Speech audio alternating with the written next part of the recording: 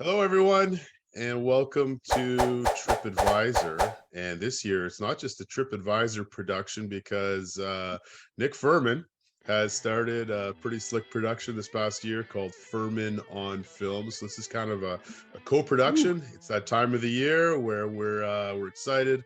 Oscar nominations are here. We're in the midst of award season. We've been scrambling to watch literally dozens and dozens of film, and today we're going to be sharing our favorite movies of the year. And so thanks for tuning in. Nick, before we get rolling, just tell us a little bit about Furman on Film, the reason for that, and how people can track along with what you're doing. I don't, man, putting me on the spot here. I got to figure this out. Some have said it's the best new channel on YouTube. I don't know. It's around. The critics have. Some people have said that. Some have said that. Some have said that. Yep. Yeah.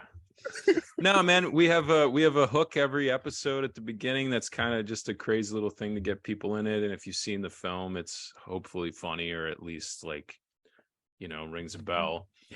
And then we just sort of share a synopsis, some likes, dislikes, and get into some themes, and then we kind of call it a day. And you're in and out in 10 minutes, and hopefully you find something you really want to see, or maybe don't want to see based on what I say. So we're having a blast doing it, and we're gonna keep going. So yeah, I know I speak for all of us to say I love it, love the work you're doing, and so check out Furman on Film. You can subscribe to the channel, of course, over my channel TripAdvisor. We'll have this video posted at both ends, and let us know, Furman, when we hit a movie today that you've already reviewed, because a couple of them I think you've already reviewed on your channel. Sure. So we'll refer people there for some deeper conversation.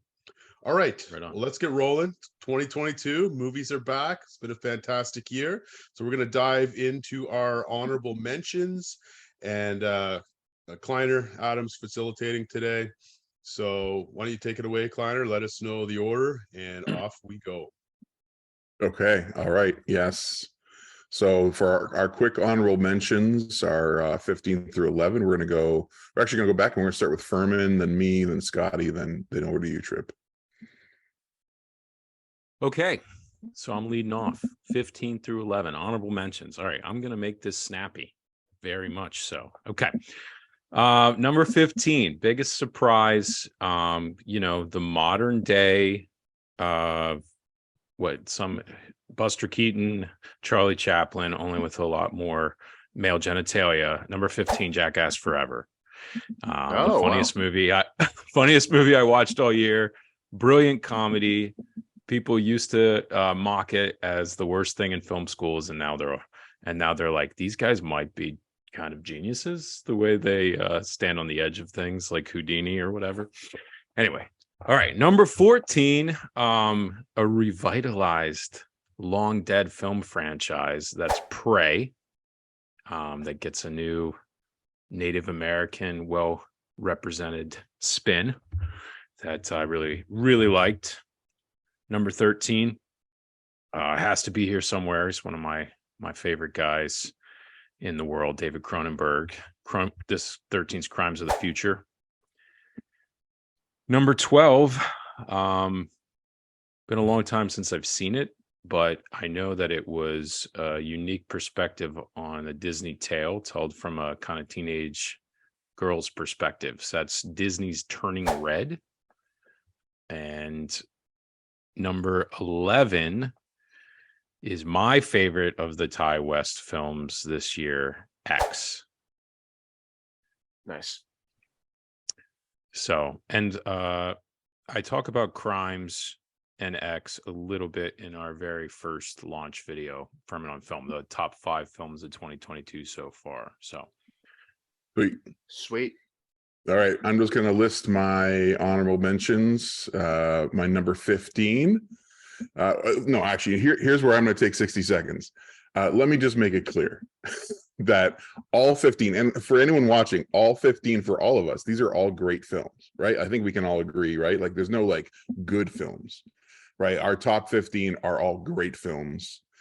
It's just a matter of how we personally process what they are and what they mean to us, and what they evoke within us. For me, there's a very clear distinction, this intangible feeling of excitement of movies when I'm watching like my favorite films of the year, which is really what this is, right? The best of the list is also kind of the favorite of the year, because the best is kind of an impossible. It literally is an impossible thing to do. Just watch the Oscars. You can see they get it wrong every year. Anyways, so that's my disclaimer. That's my context as I give to you my honorable mentions 15 through 11. Number 15, Tar. And number 14, After Yang. Number 13 is 13 Lives. That should have been the easy one. 13 Lives from Ron Howard. Sorry, not number 12 is Everything Everywhere All at Once, and number 11 is the German film All Quiet on the Western Front. Best war film I've seen in a long, long time. Nice. Excellent. All right, everybody. All right, my 15 through 11 is number 15. I have Cronenberg's Crimes of the Future. Also enjoyed it. Just absolutely unhinged film, which I loved. Number 14 we'll be talking about later, which I'm very excited to talk about later, hopefully at length, is an Iranian film called Hit the Road. Number 13 is Joanna Hogg's The Eternal Daughter, which really grew in my estimation after thinking about it for a while. And it's kind of a continuation of her Souvenir project, which I loved. Number 12 is the best Ty West film of the year, and that is Pearl. Mia Goth, absolutely incredible in that movie. And number 11, also we'll be talking about later, which I'm really excited about, is Sarah Polley's Women Talking. Right on. Nice. I do appreciate the fact that both Ty West films got a shout out here in the honorable mentions. That's pretty impressive. Yeah, they're really good. I mean, they really are linked, so they're both great. Yeah, maybe I'll get to the second one someday. Okay, my honorable mentions. I've got them kind of paired up here, different themes. So 2 honorable mentions, 2 small indie films with some of the greatest performances I've seen of the year. To Leslie, starring Andrea Riseborough as a Texas single mom, wins the lottery, squanders it, life spirals downward and struggles to find some redemption and healing. One of the best performances you'll see on screen this year. And God's Country, another little indie film starring Thandiwe Newton. She's a grieving college professor enduring the pressure of being a victim of systemic racism and misogyny in her rural Montana community. Both of those are available to rent on VOD. And I got a couple honorable mentions. I call them these the second take. 2 films that are remakes of classic films. So one of those films is Living, a remake of Akira Kurosawa's masterpiece Akiru. It stars Bill Nighy in a career best performance as an aging lifelong bureaucrat who gets a terminal cancer diagnosis and starts looking to experience a more purposeful life. Fantastic film. It's just coming out in theaters now. And another film, a Polish film called EO, inspired by the classic film O Hazard Balthazar by French director Robert Bresson.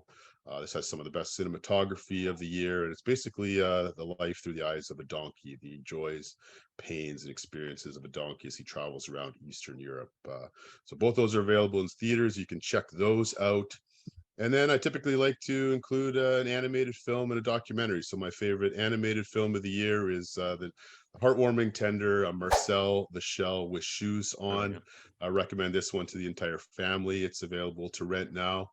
And my favorite documentary, also my favorite superhero movie of the year, is All the Beauty and the Bloodshed. The superhero being Nan Golden, renowned photographer and activist. And it's a stunning documentary by Laura Poitras, and it tracks her life and her work and her activism to take down the Sackler family responsible for widespread distribution of OxyContin, which is, we all know, has killed hundreds of thousands of people. So check those out. They're available on VOD as well. Those are my honorable mentions. If I'm not mistaken, there were 6 films there, if I'm not mistaken. No, there were 3. There were 3. Cheater. There were 3. 3 cheater. pairs. 3 pairs. Hey, that was 90 seconds. Let's move on. Trip likes to break the rules. Apparently, I'll go back. Yes. I'll go back and just say that because three of my honorable mentions will be discussed later. Yeah, I should have said that too. But I'll also say that 13 Lives is on Prime Video, and All Quiet on the Western Front is on Netflix. And that's going to get a ton of nominations as well. It's a great. Yeah, I'm stoked about that. Yeah. So Furman, we're back to you, and you can start us off with your number 10. Start us off with number 10. So I didn't take a minute to say that we've already named about 7 films I haven't seen. So you know, this is we got to be playing some catch up here. Well, that's part of it too, for all of the films that we watch, right? Like, and for all the films that we love. You know, and our discussion off and on the last few months was this a great year? Was this not a great year? You know, for me, it still remains a mid-year, just because for me, like, I never had any 5-star masterpieces ranked, and that actually breaks my heart, because every year I have a couple of 5 stars that, like, it's just like, as I'm watching, I'm like, this is the best thing I've experienced this year. I never really had that, but I watched a lot of great films, and when I wrote them all out, it was 21. But then, as Furman's saying, like, there's all these other films, like, from each other's lists, as well as other ones that we know are award contenders that we just haven't been able to have access to, or just haven't been able to make the time for. And so yeah, I think access is a big thing for films, you know, like we talk about that, where you live in the country and stuff. People listening can probably relate. EO is one I definitely want to see. It's part of a holy triumvirate. EO the donkey, Gunda the pig, and Adriano's cow. So I'm really hoping for the biopic Old MacDonald this year will come out. Anyway, my number 10. Yeah, it's so good. No, this sets it up, because lame jokes are a big part of my number 10, so that's why I threw that in there. This is Ruben Östlund's The Triangle of Sadness. Actually, it's just called Triangle of Sadness. There's no definite article. It won the Palme d'Or award, and it's actually the second film of his. His last 3 films can all sort of widely be categorized as sort of satires or takedowns of, like, you know, rich people suck, I guess. And this one in some ways is maybe the worst of the 3. It's definitely not a perfect film, but it's tripartite. It's got 3 acts. It starts with a model couple just basically arguing over, like, gender roles and money and who pays for dinner, in, like, a pretty effective scene, I think. Then they go on this really crazy rich yacht, and hijinks ensue, and you've got an American communist and a Russian capitalist. It's kind of broad. I think the critique would be that it's a little on the nose, but when it starts going into its acts and tearing down sort of power dynamics and financial aspects of that, the way money affects power and societal status and things like that, and it gets into a third act that I think kind of gets a little long, but I like some of the ideas he's playing with and what he's getting after, and when it's humming, it's really humming. So that's why it's number 10 and not number 3. Not a perfect film, but kind of a blast. So that's Triangle of Sadness. I thought the third act was the best part of the movie, to be honest. I think the performance from I can't remember her name, but Dolly De Leon. Yeah, she's incredible. She is. She might get a nomination. Yeah. She's incredible, and that third act really works. She's so funny, and the situations they find themselves in is really funny. And I love the ending of it too. I thought it was really well done. Yeah, so I mean, like, the comedy of manners stuff, like, Buñuel's done that better. Like, Discreet Charm is better than this, but yeah, man, like, when he just lets it kind of fly, like Force Majeure, or what was the last one? Oh, The Square. I really liked. Like, he hits things that some other people don't hit, and apparently the French love him because he keeps winning Palme d'Ors. But yeah, nice. Good pick. It's a good Will choice. Ferrell was great in Force Majeure. Oh my god. Triangle of Sadness was great. It's one of the few films, though, I think it would have been better if it was a little miniseries. Could have chopped it up, right? Oh, interesting. Yeah. It's like he almost had 3 ideas for 3 movies, almost, right? Or 2 movies at least. Yeah. And the final act was great. It just took a little long to get there for me, but good choice. Good choice. Glad it got mentioned today. Okay, over to me for number 10.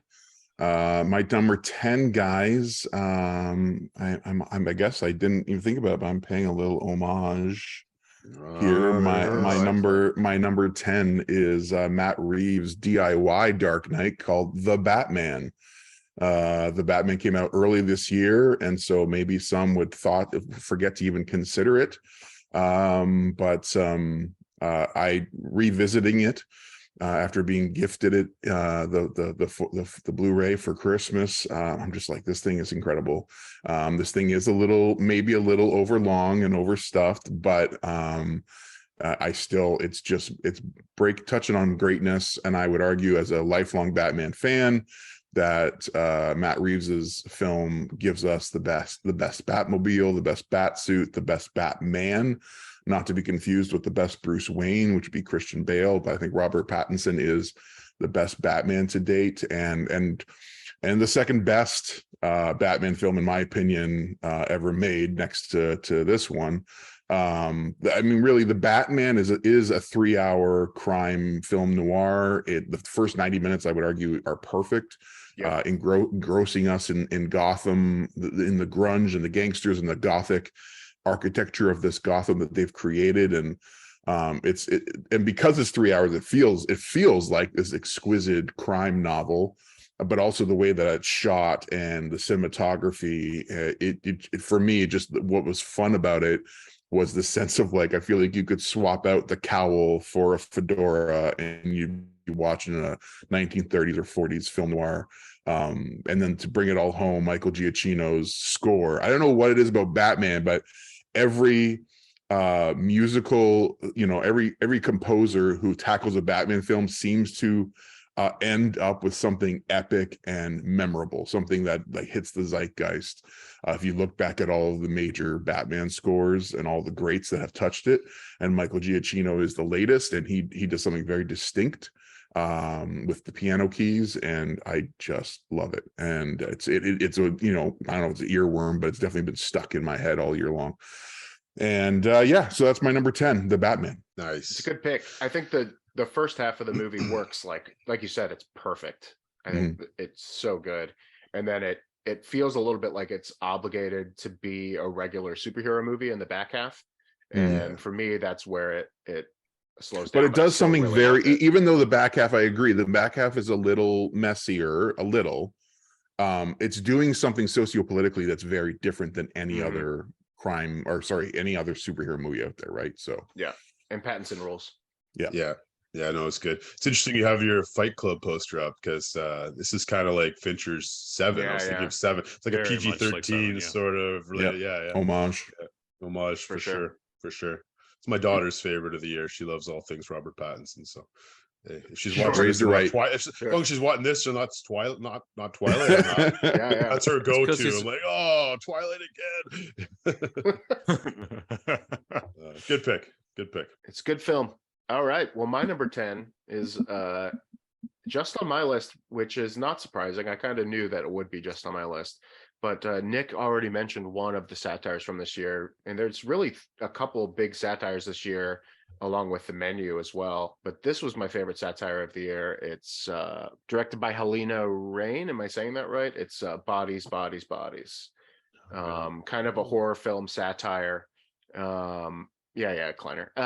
And in a year of really, like, well-regarded satire, I found this one to be the most effective. I think because it was just purely funny to me. It's funny because Rebecca, my girlfriend, she walked in about 30 minutes into the movie and she's like, how do you like it so far? And I was like, I don't know, it kind of sucks. And then the last hour plus of this movie just really got me. Like, it's just so funny. Like, the setup is almost annoying because these characters are just terrible. They're just the worst people. And so you're almost annoyed by it. And then, things start happening, someone dies and they're trying to figure out how it happened. And it just becomes this, like, takedown of, like, performative wokeness in a way that is so funny and so, like, right now. And I just found it so great. The cast is really good. I think the casting of Pete Davidson's maybe a little bit distracting, but the rest of the cast is so good. Maria Bakalova as B is so good as kind of our avatar and kind of the outsider. And then I think Rachel Sennett gives one of my favorite comedic performances I've seen in maybe like 5 years. She's so funny in this movie and has some of the most ridiculously memorable lines. There's a point where someone's talking about, oh, my mom has borderline personality disorder, and she's like, oh, I understand that because I have body dysmorphia. And so it's just that kind of like over the top humor. Right. The line I think that really got me into it is right at the beginning, and it kind of is the first joke that really landed for me, is when they're introducing the character of B. Someone asks, are you from Moscow? And she says, no, why? And someone says, Dr. Zhivago is my favorite film. And it's just this, like, these 20-something-year-olds being like, oh yeah, Dr. Zhivago, what a great film. And I just think it's really funny. The ending is just so perfectly done. And like, I think I saw it coming, but it just works anyway, because these characters are just so stupid, and it's really funny. And it was deeply satisfying by the end of it. And I was really surprised by it. I expected to have kind of a good time, but I didn't expect it to be my favorite satire of the year, and that it was. Bodies. It's a good 3-star film. It's really good. And Rachel Sennett, I mean, shout out to her. She's amazing in it, but she just made me miss Shiva Baby from was it last year? Like, she's incredible. She's gonna be appearing more and more. She's incredible. But she's so funny in this movie, so funny. You're right, man. Like, the characters, I hated them so much it actually detracted from the film, but I guess that was really the job. That was my problem. That was my problem too. I just never cared. The ending's really clever, like you said, Scott. Like, oh man, it's so. And then the ending, you just start like unraveling it in your head, and you're like, oh wow, there's actually like really deep stuff going on here too. Like, if we had spoilers, we could get into it. But yeah, man, it's. I said he was a veterinarian, not a veteran. That's a huge spoiler, but I laughed hard at that one. Yeah, the whole Lee Pace segment is incredible. Yeah, Lee Pace is great too. Yeah, he's a very ugly guy, but he's hideous. Yeah. I'm looking here in the headlights because I didn't get to this one. Oh no! You guys are, I'm way over my horror movie quota for the year, thanks to you. It's not really a horror movie. It's not. No, it's not a horror movie. It's satire. It's more of a comedy. Satire. You would like it better than X, that's for sure. Yeah. I'll give it a look at some point. But I spent a lot of time outside of Hollywood, and so I am here to let the masses know that there are plenty of good international films that you can check out this year. And so my number 10, we are going to touch down in South Korea. I love all things South Korean. And my number 10 is a movie called Broker. It takes place in South Korea, but it's directed by a Japanese auteur, Hirosaku Koreeda. And this is his first time he's actually set a film in South Korea. So I was very excited to see this. Saw it earlier during festival season. It stars actor Song Kang-ho, which most people will be familiar with from Parasite. He plays the role of one of 2 employees who work for a church that has a drop box where unwanted babies can be dropped off. And I actually saw and experienced this when I lived in South Korea. So it was very personal for me. The twist is that, the 2 of them, you find this out early on in the film, so it's not a major spoiler. They run an illegal business together as they occasionally steal babies from the church's baby box and they sell them on the adoption black market. But when one of the mothers returns to retrieve her baby she dropped off and discovers the 2 employees are actually baby brokers, it sets in motion this powerful story of empathy and found family. And I love movies that generate empathy, and Koreeda's films do it as well as anyone in the business today. I think this is one of his best movies. It's an empathy generating movie which brings together radically different people, puts them in a difficult, unique situation, and we have the pleasure of watching these strangers become a family over this 2-hour runtime. It's a beautiful film. It's one of Koreeda's best, and it's my number 10. It's Broker.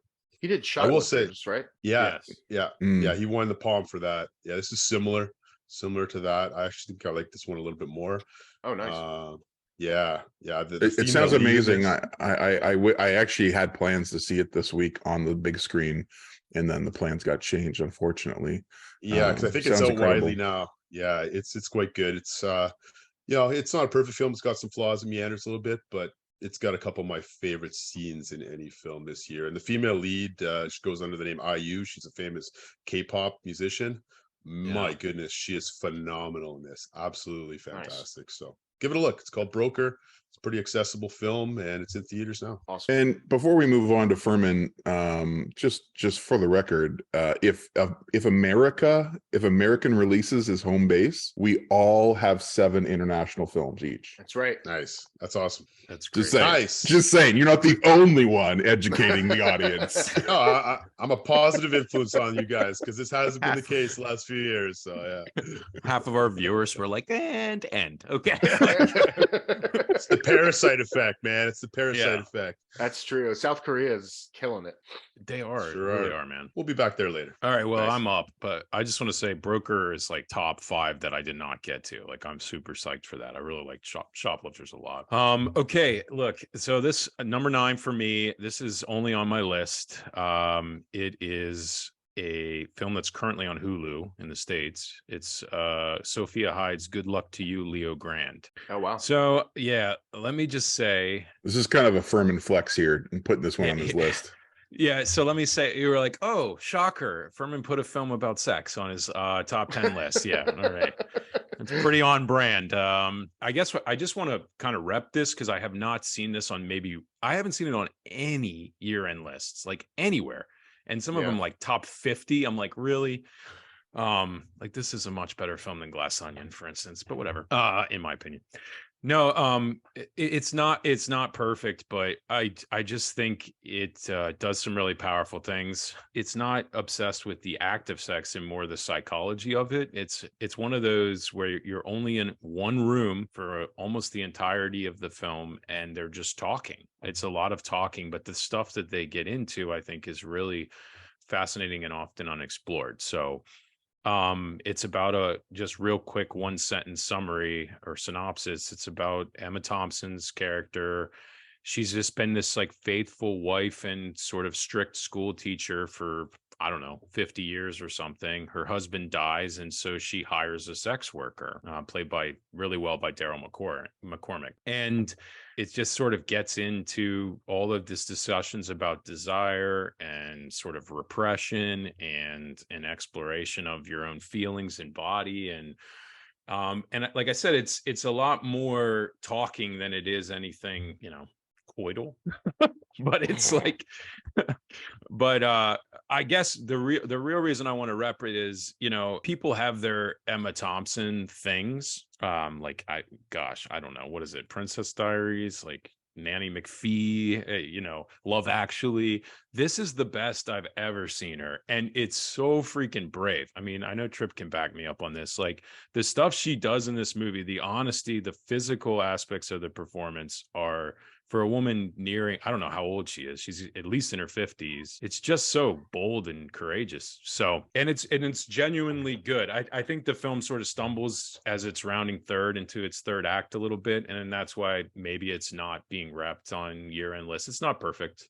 And Sophia Hyde, I don't know if it's her first film, but she's a newer director. I just think people should be talking about it. And I think it kind of hits a part of society that we're just not really exploring much. So nice. Emma Thompson is 63. 63. Yeah. Like it's and I agree. unreal. This is her best work. This is incredible. Absolutely incredible film. Yeah. And she's BAFTA amazing. gave it some love. Both leads got nominations at BAFTA. Yes. Right. So it is getting some love there. So hopefully, and it's on Amazon Prime, I think. Yes. It's on Hulu as well. Yeah. Okay. Oh, Hulu there. Okay. Yeah. So it's available. I mean, it sort of shows how prudish the U.S. society has gotten a little bit, I think, in terms of like the way we explore film, that this isn't being talked about. But so there you go. I think it just came out too early in the year. I think that's more because typically Emma Thompson is beloved and I mean she's been several times nominated for an Oscar. So maybe it just the release was working against it. I think the marketing. I think they were let down by the marketing of this movie because it really missed me. It really missed me completely. I think so too because I know Angela Bassett, the love she's getting for her performance this year was great. Like I put Emma Thompson ahead of that performance for this movie. Yeah. That's debatable, but it's I also, agree. Sometimes it's timing and marketing. It's also audiences, right? Like this is a very smaller audience, right? Mature, R-rated audience, right? So, did you see brave film? Yeah. With Kate and I both, we loved it. It was really well done. Yeah. Very thought provoking.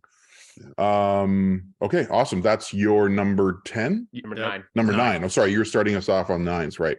Yeah. Okay, so over to me for number 9, and thanks to Furman. No, sorry, I'm saying that wrong. My number 9 has not been mentioned. I'm looking at the wrong movie, but my number 9 has not been mentioned. It's unique to my list, but I also I don't know, there's a special place in my heart for this film because it was the first 2022 release that I watched, and it stuck with me all year. And when I revisited it, I was like, this thing is the best thriller of the year, and that's Kimi. Kimi. Kimi. Steven Soderbergh, guys, you ever heard of him? Steven Soderbergh, kind of a great filmmaker, kind of a big deal. Makes like 100 films a year. And he makes like 100 films a year. And yet, if you give it the time, and I mean, it's a thriller, it's 90 minutes. It's a true blue Hitchcock homage, which that gets me. If it really truly follows through on what a real Hitchcock homage is. We'll talk about it later. But I mean, it's just a really tight thriller, but there's also distinct because it's set during COVID. It embraces that as part of the narrative. And it's brought to life with a protagonist afflicted by agoraphobia and suffering PTSD, a woman recovering from previous trauma. I did this the last time we recorded. I'm forgetting her name. Zoe. Zoe Kravitz, who actually, this is actually the second film already that Zoe's been represented in my Zoe Kravitz is incredible in this film. And there's also some kind of meta casting in one or two other roles, which just to me just elevated the fun of it. But it's Steven Soderbergh doing a 90-minute, like almost one-room thriller. And so it's creative, it's taut, it's intense, it's hilarious. And it's just really a stunner of achievement and just perfect entertainment. And so Kimi, which in Canada is on Crave HBO, in the States, I'm not sure where it's at, but HBO Max. I mean, again, if you just want a fun, thrilling 90 minutes, you can't go wrong with Kimi in my number 9. Good film. Awesome. Good film. Glad I got mentioned because it probably got lost in the shuffle as the year went on. But great pandemic set film as well. Yeah. Awesome. Cool. My number 9 is a film that all of us love and are very appreciative of. It's a Shudder original. It is a Danish film called Speak No Evil. Right on. Come on. The most disturbing movie that I saw this year by a lot. I think one of the most original horror movies I've seen in a lot of years. I think the first time I watched it, it didn't fully work for me. I appreciated the swing that it was taking, and I appreciated what it was going for, but it kind of lost me in the third act. And then I rewatched it again recently, and it connected for me a little bit more. At least the intentionality connected for me a lot more. It's about characters that meet. It's two couples. They both have children that meet on a vacation, and then they get invited to the one couple's house, and it kind of goes from there. It is a horror film, and you know it's a horror film from the beginning, so you are expecting the worm to turn the whole movie. So you're expecting something to happen. So what happens in the movie isn't necessarily particularly surprising, but it is increasingly infuriating as you go. And I think that's the point, right? Like, these characters are put in situations where you're like, what are you doing? How can you behave this way? Why are you allowing this to happen? Why are you saying this? And I think it's really kind of a treatise on civility and boundaries. And in a way, it taught me kind of something about myself. Like, how far are we willing to go for civility? You know, like, how far will we just allow people to do whatever they want to us? And, you know, the best line of the movie, and it's a bit of a spoiler, is, you know, they're asked at the end, why are you doing this to me? And he says, because you let me. And it's just it is a gut punch of a line and a line reading. And the film is disgusting and hard to watch. And it is unlike anything I think I saw this year. And there was a time where this would have been in my top 3-4 movies of the year. I just think it's incredibly audacious and incredibly creative. The performances are stunning, and it's really well made, and I loved this movie. And I will never watch it. Is it fair to say it's like The Office meets Funny Games? I was trying to think of like a combination. Yeah, it is extremely awkward at times, and that's not normally my thing. I really struggle with the awkward interaction stuff. I think for whatever reason, this movie, it worked for me because as a horror movie, you're kind of expecting that tension. So the tension of the awkward tension kind of works as a device because of how the film is presented. And I love this movie. It has you screaming by the end of it, what the hell are you doing? Like, how can you let this happen? And I think that's the point, right? So the climactic scene, I'm not going to spoil it, but the climactic scene is the scene that everyone is talking about. And I think the reason that this movie kind of became a bit of a viral thing, but the film's really about the build up to that moment. And it's just increasingly, these situations become increasingly ridiculous and increasingly hard to watch. And they just keep letting it happen and keep letting it happen. And then eventually it explodes into this insanely upsetting moment. So it's really beautiful, and I love this movie, and I'm excited that it's on my list. Yeah, I don't know if it's a film that you can really recommend to many parents. That's really right, but it's good birth control. It's good birth control.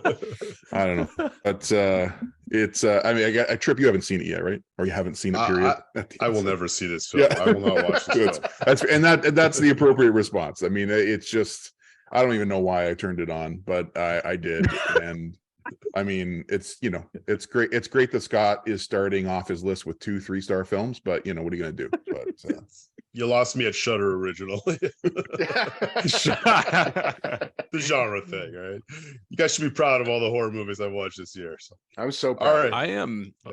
I'm proud of you, man. You did great. No, I think it's about intentionality, right, Scott? That's like you said. That's the thing, because I think I texted you guys the next day. Is like I was genuinely pissed off after I watched it, and I'm not usually like offended. Scott's like offended Nick is a new one. Like I was like, and then I think I even wrote my review, and I was like, I'm writing it 3.5, but this is definitely at least a 4-star film. I'm just still so pissed off about what happened. I can't. And then you start thinking about intentionality.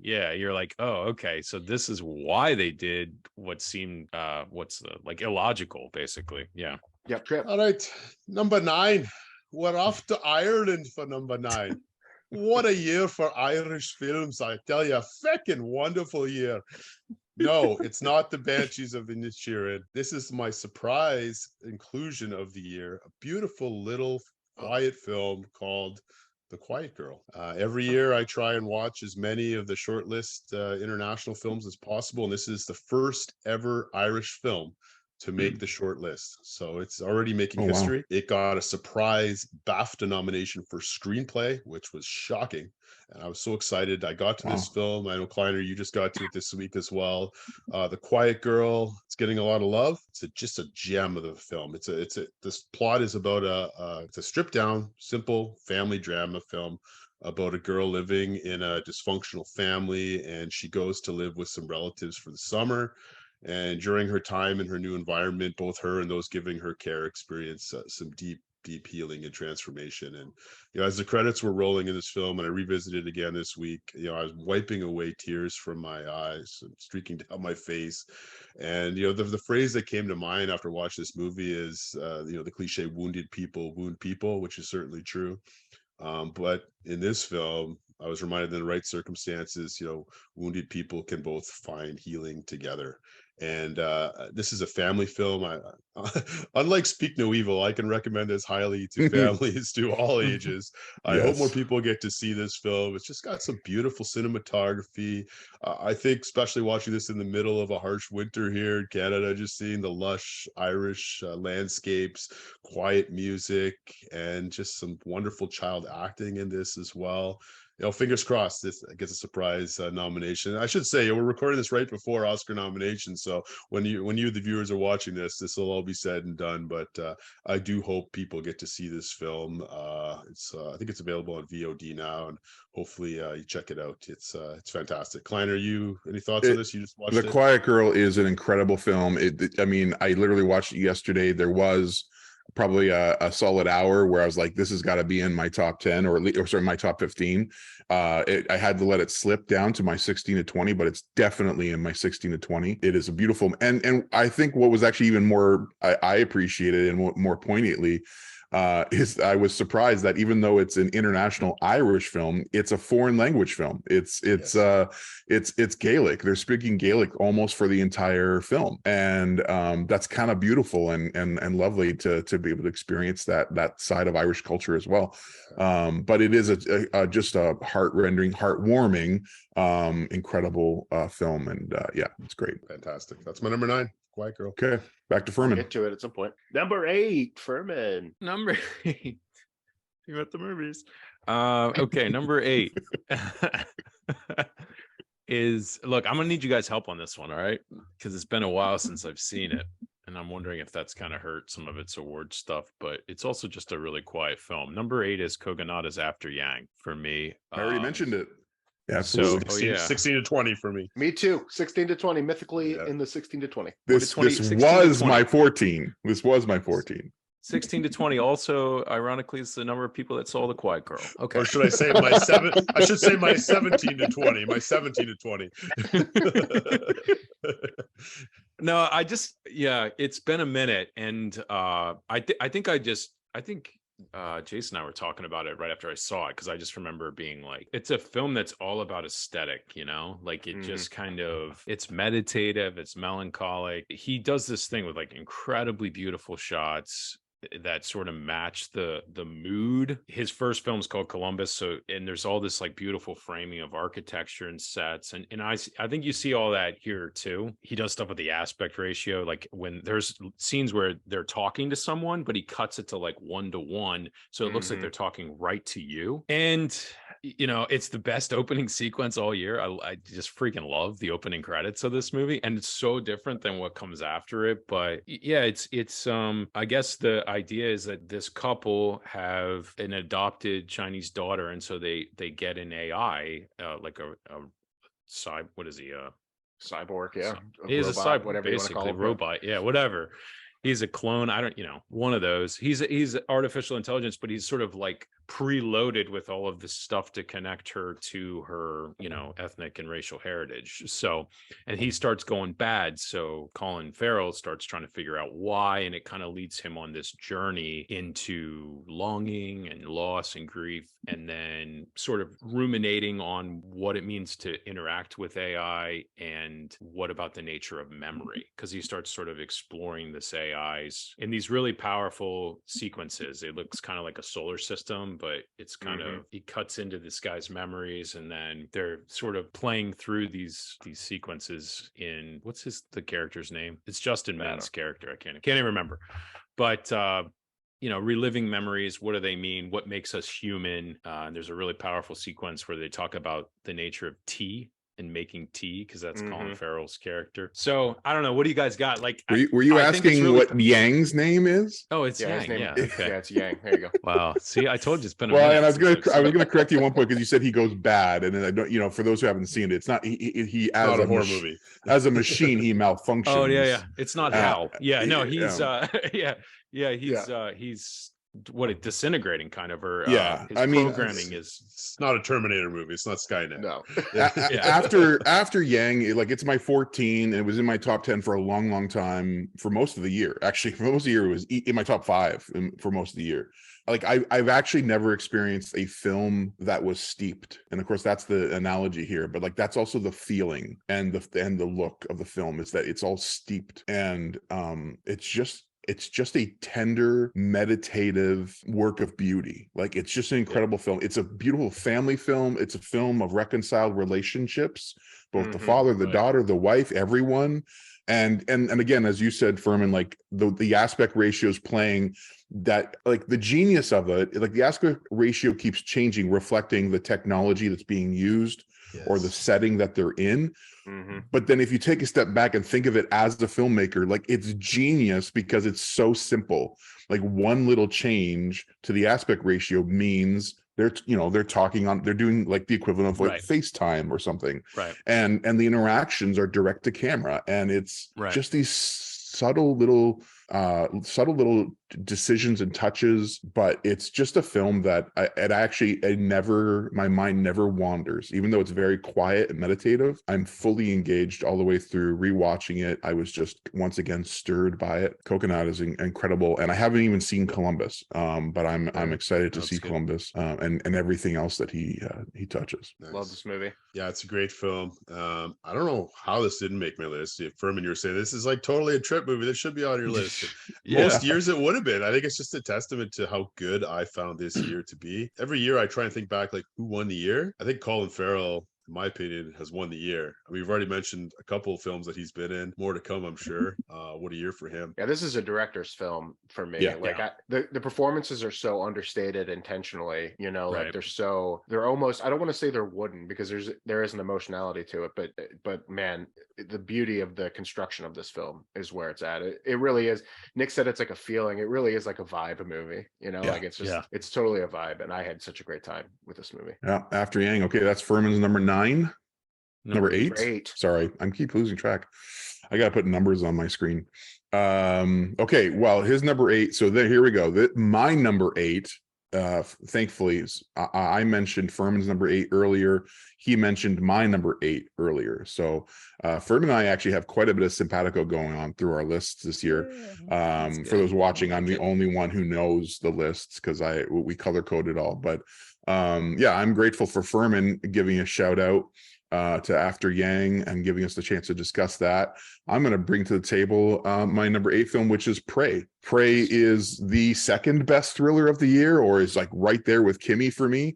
Prey is an incredible action horror adventure, expertly crafted by Dan Trachtenberg, who previously had done 10 Clover Lane, which was on my best of that year. But and I almost don't even want to say it, but even though it's a prequel to the Predator films, it stands alone as this poignant historical thriller that gives spotlight to incredible indigenous representation, and that elevates it to me. Like, the story and the film is masterful and exciting and thrilling, and then on top of that, it's so incredible to see the indigenous representation and the fact that you can watch this film with a Comanche dub. And it's a lot of fun to even watch it with that, because the actual actors did the Comanche audio dub. But the story also, like, in addition to just being a Predator film with incredible action and great scares and just inventive set pieces, there's just very thoughtful things about the prey and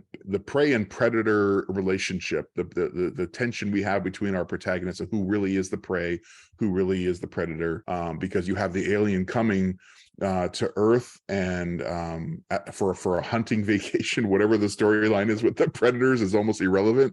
But then you're having it at a time when colonialism was taking foot, and you have French settlers, and you have the different First Nations, and you have the threat of this alien invader.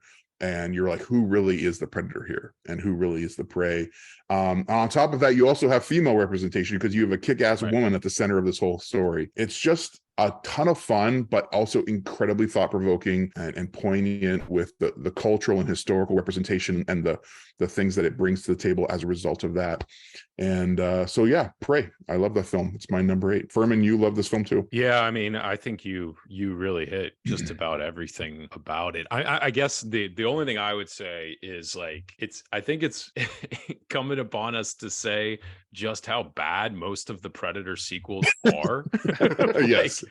Like, I consider the original Predator to be like maybe one of the 5 best action films ever made. And then, they made a bunch more. Like, I mean, some people will ride for the Adrian Brody one or whatever, but I mean, like, it's just not really good. This is actually a standalone, really good action movie, man. And then when you put in all the native stuff and her the fact that it's a female, but not only that she's a female, but she's sort of questing for place in this tribe and fighting against her own gender roles within the tribe. And yeah, dude, it's just like real. It's genuine. No, like, no, they made a good Predator movie. And like, no, really, they made a good Predator movie. Like, and I love the original Predator, but because more thoughtfulness went into this, like, to me, it is better than the original. Because I think it's a more art. I'm never gonna have a discussion about the original Predator as much as that movie kicks, right? But this one actually gives you something to talk about and reflect on, and in addition to being an awesome action movie. Yeah, it takes like, you know, the meme of Arnold and Carl Weathers like that, and instead replaces it with like a sleek modern thriller, you know? Yeah. So thank God we got another Predator movie, just what the world needed. I'm really pumped about it. I do thank God for this film. This is a great film. This one surprised me. Setting it in during colonialism was a masterstroke. It makes it more thought provoking and sets it apart from definitely all the sequels. Yeah, we didn't even mention that, the way that the French like settlers come in, and that's really cool stuff too. The predators become the prey. Yeah. Exactly. Yeah. No, all right, that's my number 8. And so now we're back to Scott for another 3-star film. Let's do it, Scott. All right. My 3-star masterpiece will actually come up again later, and it's not 3 stars. It is much higher than this. It will come up later, so I don't have to talk about it now. It's Park Chan-wook's Decision to Leave. Looking forward to talking about that later. Woo! 3-star film. Hey, I know. Living my truth, guys. 3 out of 3. Are you even a Hitchcock fan? Like, geez. We'll get there. Do you even lift, bro?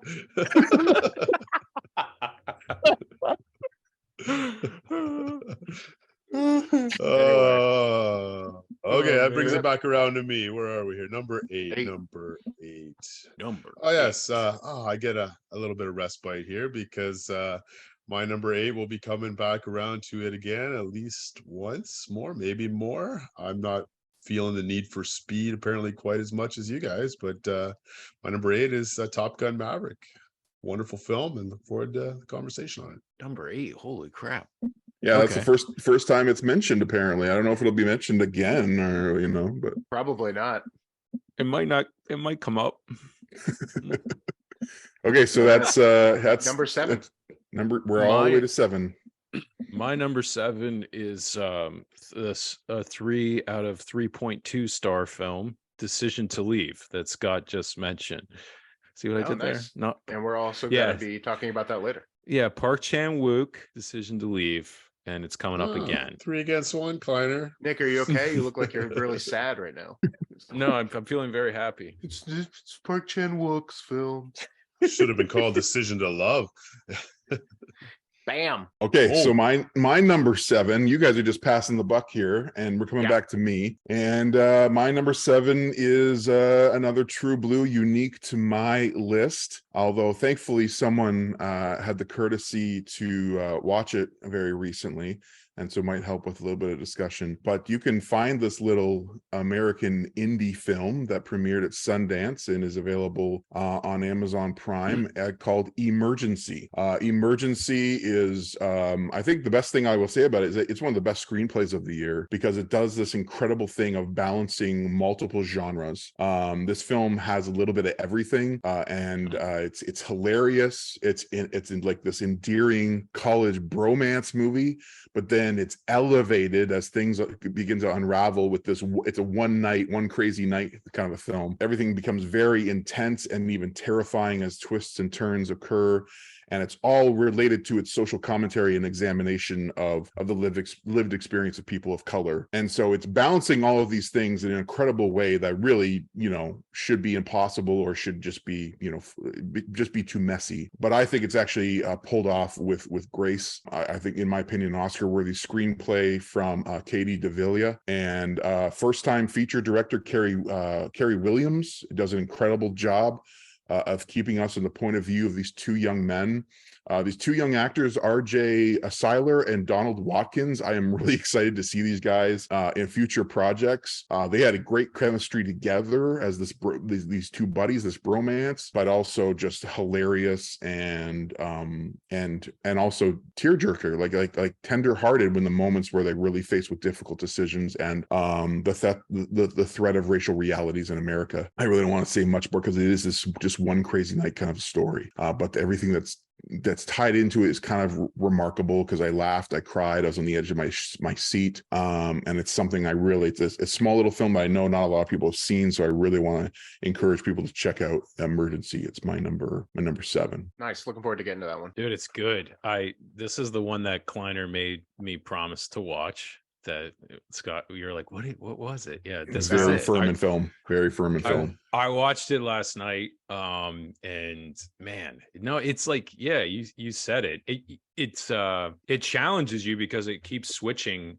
Like it starts like it reminded me of that Simon Pegg, the At World's End film, the Hot Fuzz guys. It started like that, right? Because they're gonna make this whole bar hop thing, and then it starts getting really almost like Blind Spotting ish. It's like, but in some ways more. I think Scotty would really like it. It gets really, it gets into the weeds and stuff. The actors are great, but it just explores racial dynamics around the police, and it's hard to talk about without really getting into it, I guess. And there's an ending moment too that I thought it was just pure genius at the end when a Caucasian student is trying to right her wrongs, and there's just a brilliant moment at the end of this film. It's a challenge for sure. I just love it.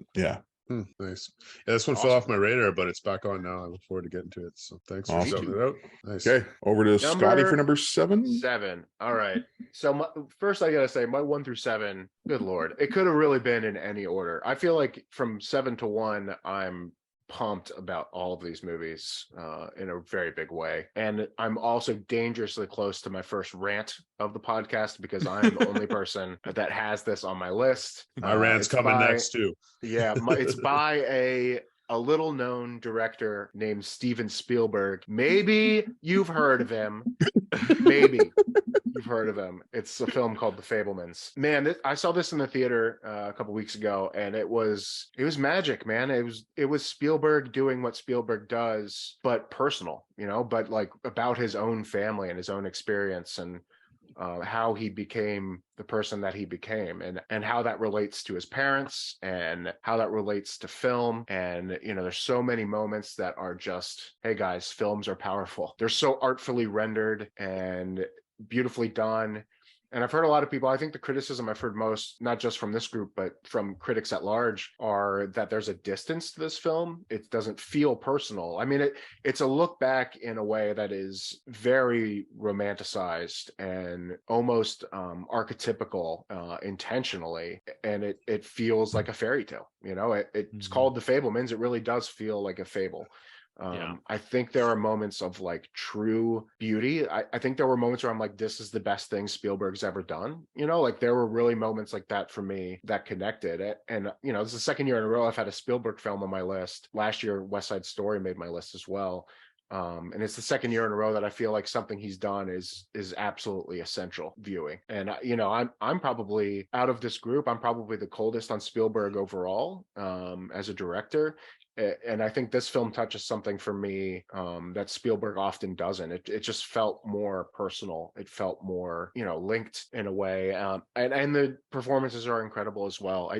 Gabriel LaBelle as Sammy Fabelman, the Spielberg avatar in the movie is just, he's incredible in this movie. He really has to carry a huge part of, he has to carry this whole film, and he's a kid, and he does it amazingly.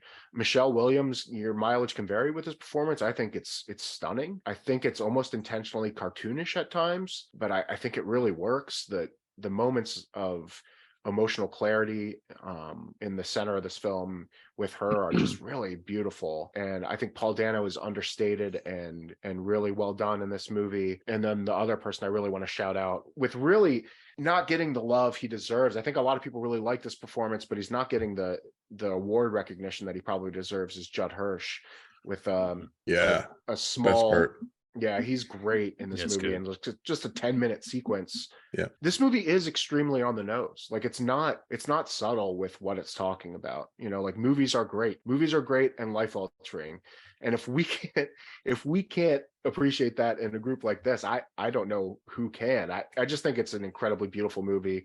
The final sequence of this movie is wonderful. My favorite closing shot of any movie as well. Just it left me smiling and emotional at the end, and it was a powerful movie. It just made me love movies more than I already do, and I'm really grateful for this movie. I think we all agree it's a very good film. I think we all love this film to some degree or another, and I think this might be the first film on the list that identifies one of several themes from the year. Like 2022 films had there was at least 3 or 4 themes in the films released, and this being one of them, being movies about movies, and auteurs having pandemic existential crises and doing a lot of self-reflecting, right? Like this was in a lot of ways the pandemic year, right? This was the COVID releases of films that were made during COVID or written during COVID, but movies about movies and self-reflection and the existential crisis that Spielberg, as he's admitted in interviews,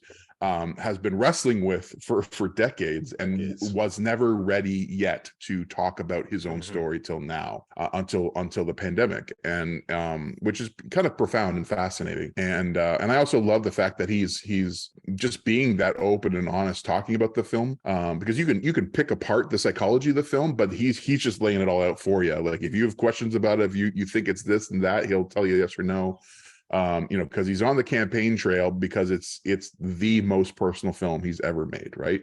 And it is a beautiful film, and yeah, I'm glad that Scott loved it this much. Yeah, it's a very good film. I need to revisit it. Saw this at TIFF with my wife, and part of it was maybe the experience, like my 6th screening in 3 days. Girl in front of me in a packed theater with an updo. I had to tell her half over, can you put your hair down, please? And it won the Audience Choice Award at TIFF, so that's saying a lot. I think a lot of people love this film. I liked it a lot too, but I don't think it was his best film or close to his best film. That being said, it's really nice. I appreciate Spielberg more. When I go back and watch previous Spielberg films, you can really see what's under the surface in a lot of those films now with new eyes, knowing a little more about his childhood and what came out in this film. So I think that's one of the best parts for me. It helps me appreciate his entire filmography a little more. I think there's something about it for me. Yeah, it's deeply personal, but yet there's a distance to it, and I found that kind of beautiful. And I love that you really get a sense of like this is like a love letter to his parents. Like I became who I am because I have a little bit of my father and a little bit of my mother, and it's just a love letter to art and how art can save your soul. And it really got me. And like talking about it, I'm like, why isn't this movie higher on my list? But yeah. See, I want it to be more personal. I thought it was a little too distant. I'm like, I'm waiting for more vulnerability, but it walks that tightrope. Yeah, I guess that's what I've been thinking about a lot about it. That's what I've been wrestling with. Like, because I think Kliner's right. Like, I think all of us think this is at least a 4-star film, right? I mean, it's really good. But what I was wrestling with is like, let me just use a contrasting point, okay? Like, Armageddon Time is another one of those like things that like Kline was talking about. Like, I'm in COVID in a room. Let me just write about my life, but. There's the one scene in Armageddon Time when he's like sitting talking to Anthony Hopkins, his grandfather, on the bench. I'm like, that scene connected with me more personally in terms of an homage to like, this is a guy who shaped me so much, right?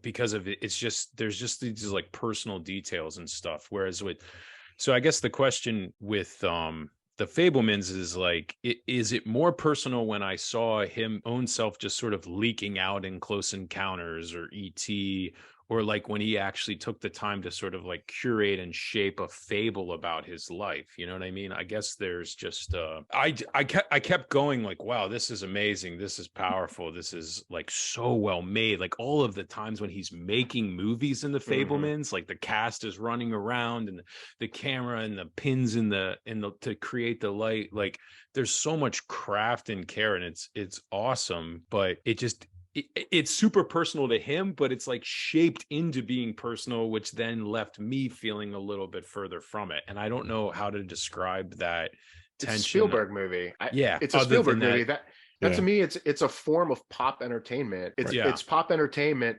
about his life, and I think this is his version of a personal film, and I found that really meaningful. It's meant to be consumed by the masses. So it's not, I don't want to say it's not like heavy-handed and artistic. It's really is like a pop culture film. That makes sense. When you print photographs nowadays, right, you have the choice of plain or matte or gloss. Like, I think Spielberg can't not gloss a picture. Right. Yeah. That's all he prints is glossy photos. And Furman, I think the comparison to Armageddon Time, the personal biofilm from James Gray, which doesn't actually appear on any of our lists, but I think we all liked it. We all liked it or loved it. 20. Armageddon Time is great, but it's a really good comparison, which I actually hadn't thought much about, because Fabelmans is a movie and Armageddon Time is almost like a documentary, right? And they're both deeply personal childhood stories, but one's less glossy. They're rendered in very different ways, right? Yeah, and that's a good insight. That's a good insight, Scott. I didn't even think about that, because we should say like the second act moved into like stuff with a bully, for instance, but it's like he can't stop being Spielberg, because in real life that's probably not how those bullies moments went, but he can't stop doing like fun not maximalist, but entertainment for the masses. And it's archetypes. Yeah, you're right. It's all archetypes. Yeah, you're right. Like, everything is archetypes in this movie. That's fair. Yeah, that's fair. So having seen the 3, and the other one is Empire of Light, which is all gloss and no substance, which is not a very good movie. I think the Fabelmans sorry, Sam. Sorry, Deakins. I love the Deakins stuff. That's about it. But this film, has some style and some substance, and I think Armageddon Time has a little more substance and less style. So, you get the full spectrum of the 3. I think, yeah. But no, obviously we're going to be hearing a lot more about this film, and I hope Spielberg, he might get the best director nod for this, which would be kind of fitting. Okay, we're back to Trip for number 7. All right, and I want Trip. I need you to know first. I need you to know sincerely, this is my number 16. Of course it is. No, but like it wasn't for a long time. Everybody's. It wasn't for a long time, but this is my number 16. This was the last thing I cut. Nope. All right. Well, it's ironic that I'm the only one that has this film, because this is a director who makes horror thrillers, which are typically more up your alley than mine. But Jordan Peele, he is now 3 for 3 in my opinion. My number 7 is Nope. We got to introduce Jordan Peele in the masterpiece Get Out. Us was a little step back, but still a very good film. But this is a very interesting film. I mean, this is a big sandbox for Jordan Peele to play in, and he's got some incredible playmates to play in that sandbox with. He's got Daniel Kaluuya, Kiki Palmer, are both fantastic in this film. He's working with one of my favorite cinematographers, Hoyt van Hoytema. It's a big budget thriller. Speaking of Spielberg, Spielberg's fingerprints are all over this movie. There's a lot of homage to Close Encounters. I saw a lot of Jaws, one of my favorite films of all time, and maybe this is why I like this film more than you guys. But there's a lot of interesting ideas at play in this film. It's a thriller. It's got some sci-fi. Briefly, the plot for those listening, if they haven't seen the film, if you haven't seen it, you missed it in the theater, try and find it on the biggest screen possible. This was, this and Top Gun Maverick were the theatrical experiences of the year for me. And I think this might be the most rewatchable film from Jordan Peele. So it stars Daniel Kaluuya, Kiki Palmer. They play siblings. They are ranchers. They work with horses on movie sets from time to time. Then you've got Steven Yeun, another fantastic actor. I think we all want a little more of him in this film. I'll agree with you on that. But interesting subplot there. He's endured a childhood trauma on the set of a TV show, and now he's sort of this rancher. He's developed this sort of little carnival. It's all about spectacle. At the beginning of the movie, there's actually a scripture verse that flashes on screen from the prophet Nahum about spectacle. And it really explores how our obsession with spectacle, our consumption and chasing after spectacle can actually consume us. And there's some literal consumption going on in the film. I won't say any more because it's best to go into this movie with as little knowledge as possible. But it is a visual masterpiece. There's a lot of unique ideas. They don't all fit together. I will concede that. but on rewatch, this grew. I've seen it 3 times, and each time there was another aspect or an Easter egg or something that jumped out at me. So of all of his films, I still like Get Out a little more at this point, but this might be the one that I go back to more often, just because there's so many interesting ideas at play here. So if you missed it in theaters, do yourself a favor, watch it on the biggest screen possible. Some of the best cinematography and nighttime cinematography I've ever seen in film. And it's one of the best experiences of the year in theater for me. It's my number 7. It's Nope. Tell me why I didn't make your list, guys. It's a good. It literally was on my list until Furman reminded me about After Yang, and because After Yang, which is the one that just missed my list, so it's the reverse, right. Yeah. And so but I literally, and I haven't had many films with this experience where I watched the first time and I really appreciated it and enjoyed it, but it wasn't until my second viewing that I got it and that it actually swept me up. And because there's a lot of elements, as you said, there's a lot of ideas, right? It's an idea film, and there was so many ideas the first viewing that it just didn't grip me, where the second time I watched it, I got more of the ideas, but it also gripped me and thrilled me, and it just became this wildly entertaining film. And so Nope really actually was on my list for a while and just got bumped, but it really, I mean, you can't be bored with it. It's just wildly entertaining. And just for all our viewers, sure, these 3 guys are probably the only 3 in the world that don't have this on a year list. So yeah. It's so true. Jordan, keep making movies, buddy. You just keep making movies, and I'll keep. He's one of the few. He's one of the few doing some original stuff that is very thought provoking and highly cinematic. It didn't fully work for me. I'm disappointed to say. I rewatched it hoping that I really rewatched it with like, I'm gonna like this movie so much. Like I was like, come on. And it just didn't fully work for me. I think a lot of it's because I do want more from the Stephen Yeun storyline. I wanted to connect better to the main plot of the movie. And I think it has a lot of ideas that don't cohere in the same way that they do in Get Out. I mean, honestly, the same thing, you could say the same thing about Us as well. It's just not as coherent to me as Get Out was. And he's a prisoner of his own success in a way, because Get Out is perfect. I mean, Get Out is a perfect movie. So you're playing the expectations game with Jordan Peele. Every time you go to see one of his films, you expect greatness, and that's kind of unfair.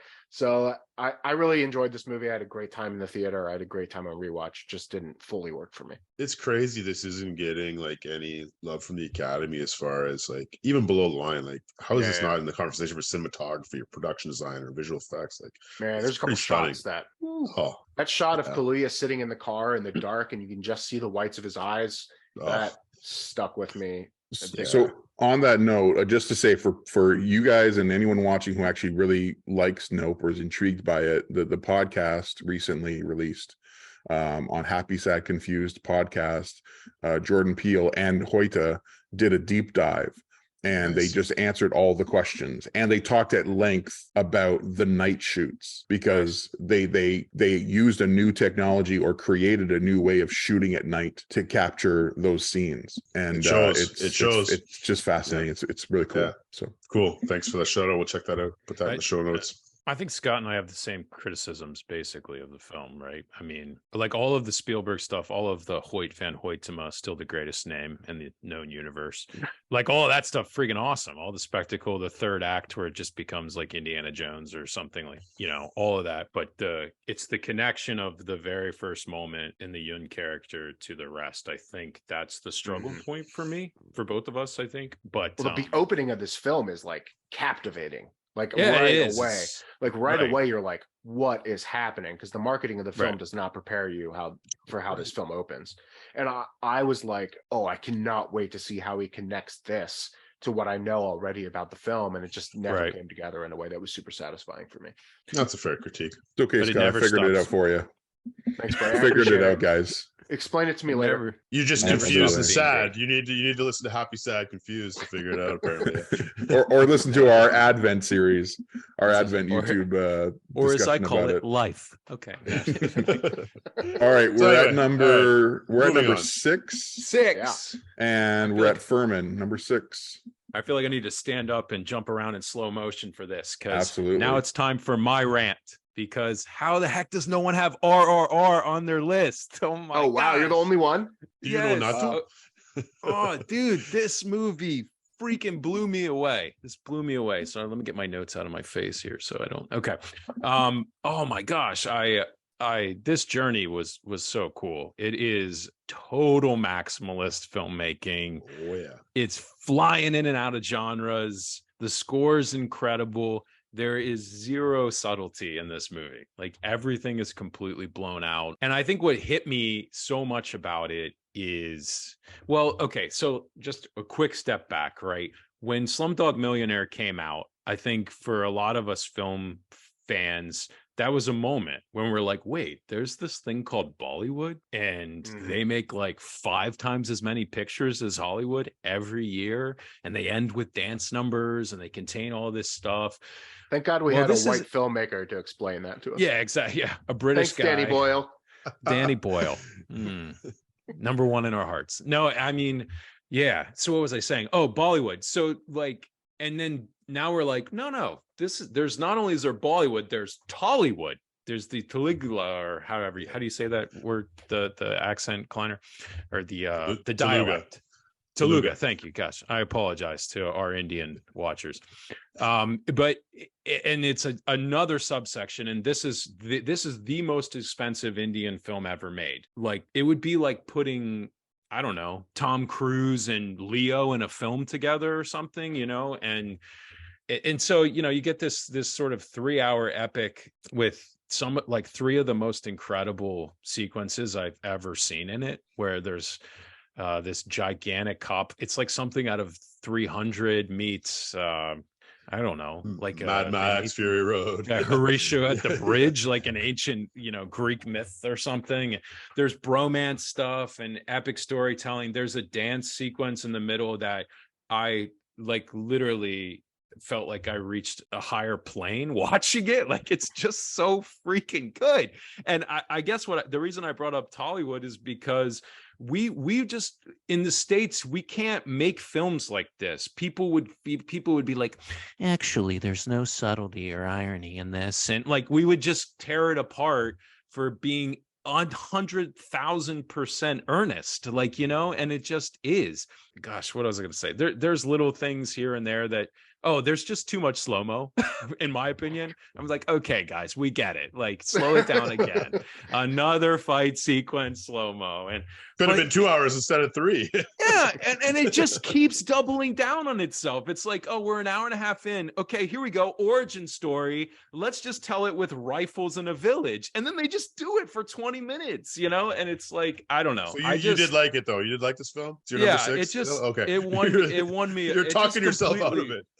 It just completely won me over. No, I'm saying it's great. It's completely earnest, and you also did like all the things that are mixed into the pile, and it's like the icing on the cake is that it's also this mythical, magical takedown of colonialism. Like you've got the British Empire there as it's literally like it's like the Nazis in Indiana Jones, and here it's the British Empire in India. And it's just, it's comical and entertaining, and then you're just like rooting for them in the takedown and it is a magical, mythical, and incredible, wildly entertaining film, right? I think like the Fablemans, we all enjoy it to some degree. Scott, did you get to this one yet? I didn't get to it. The only reason I didn't get to it, I told Kleiner yesterday, I was like, I was going to watch it last night, but I was like, I'm afraid I'm really going to love this movie and it's going to mess up my list. So I didn't want to watch it. So I will watch it. I will watch it soon. Yeah.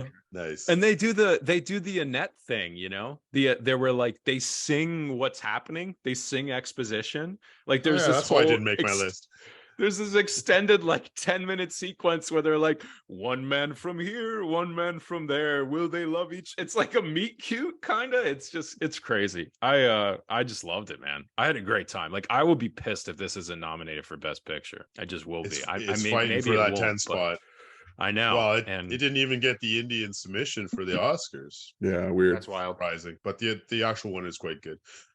For me, this is a kitchen sink film, so maximalist. There's only room for one kitchen sink film on my list, and you'll appreciate the other one I included. So it's very good. Nice. But good I think they tell stories different, and I think that's the way they tell stories. Yeah. And by the time you get to the last dance number, you're like, I felt privileged to like get to be a part of that world of cinema. because like the whole like movies, guys, or movie magic, like, dude, this movie had it more than or as much as anything else I saw this year. So Nice. Oh, awesome. Okay, that's your RRR is 6. Yep. number 6. Okay, so my number 6. Hey, and here's a little treat for our editor, maybe. My number 6 of the year, we discussed at length earlier in the year, which let's try this out. People, if they want to watch our midway of the year best so far list, they can watch it right here, or maybe here. But or down there. Ready for liftoff. They can Not so much link here right and right here. My number. So we've already discussed this film at length, and I encourage people to watch that video. So I don't want to take a bunch of time about it, but my number 6 is Apollo 10 and a half.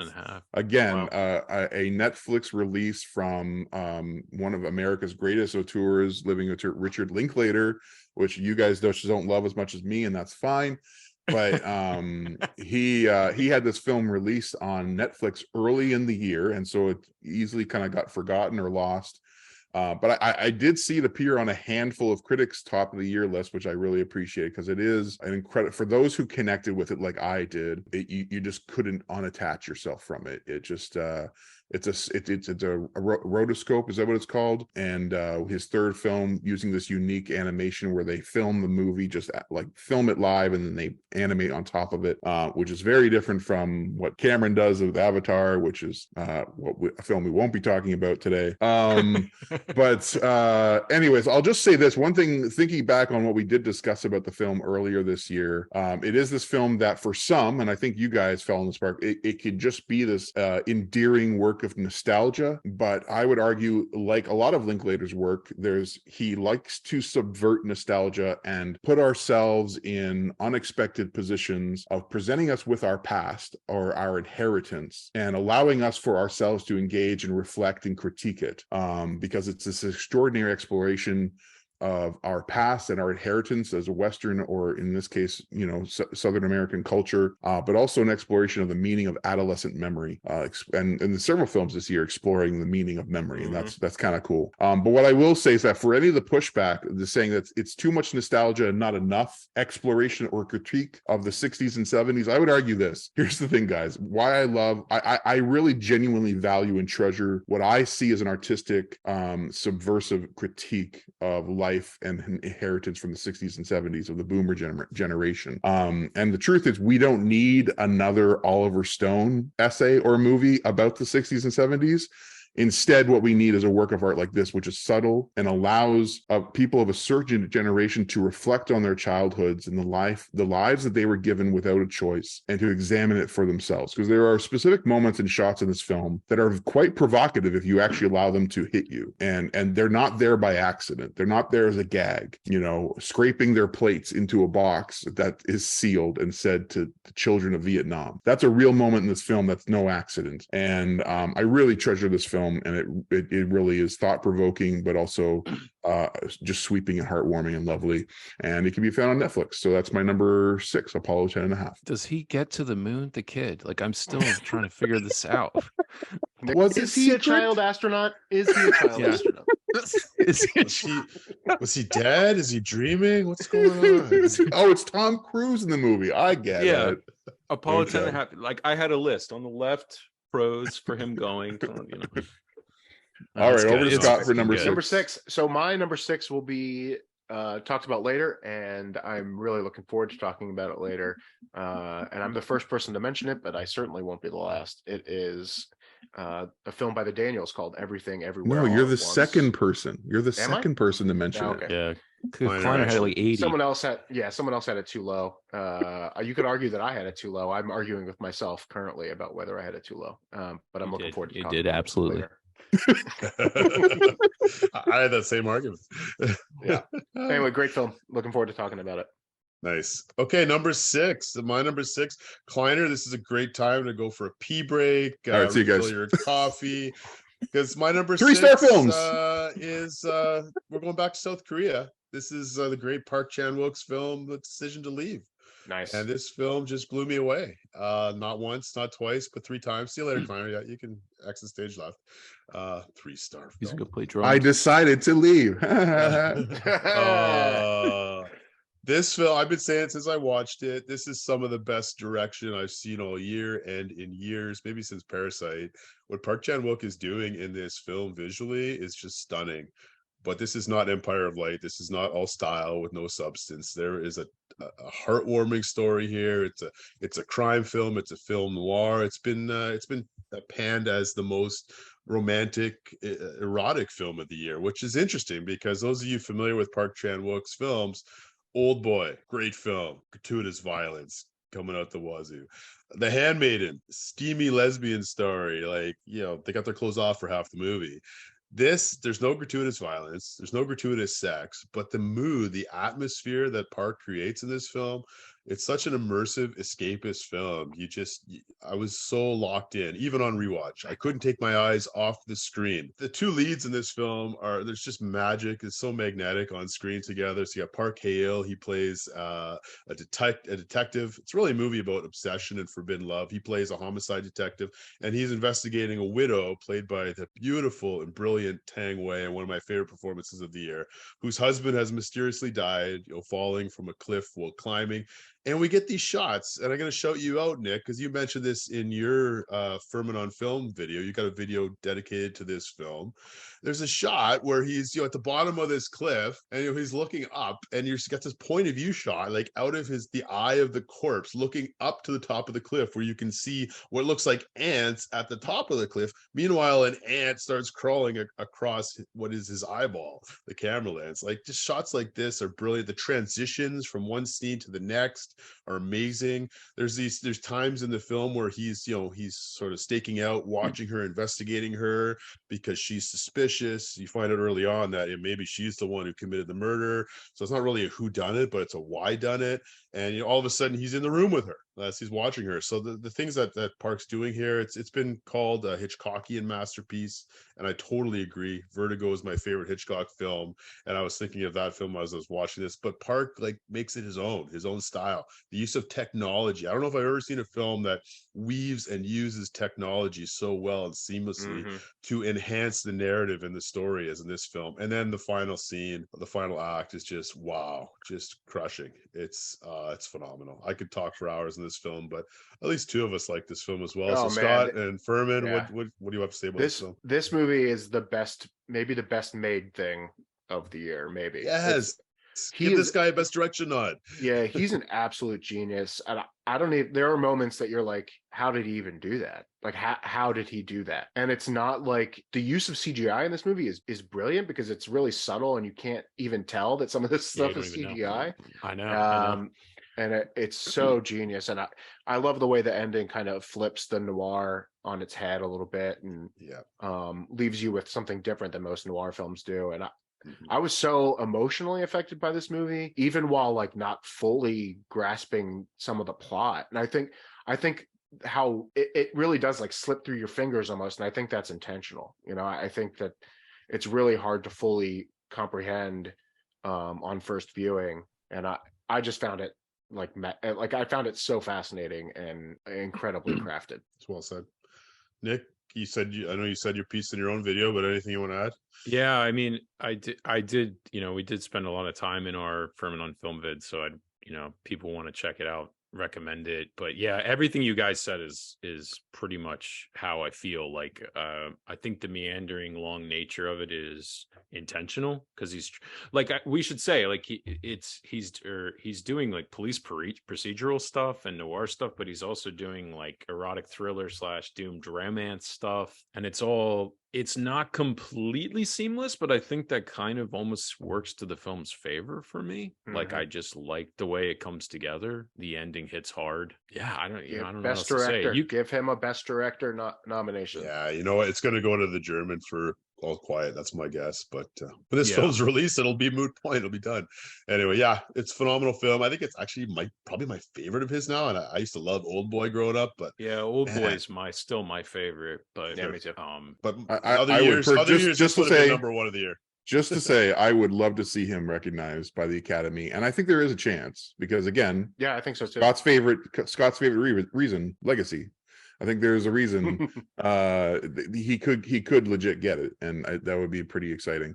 Also, just to recognize that I believe so far in our lists, we're halfway through, and it's our first three-way crossover. Nice. First three-way. Ding, ding, ding. Called it. All We right. always We're in the remember the top first 5. three-way. First We're in three-way the should have top been a 5, baby. four-way. All right. Top 5. Let's do it. Let's climb that mountain, that cliff. Well, Hey, Furman.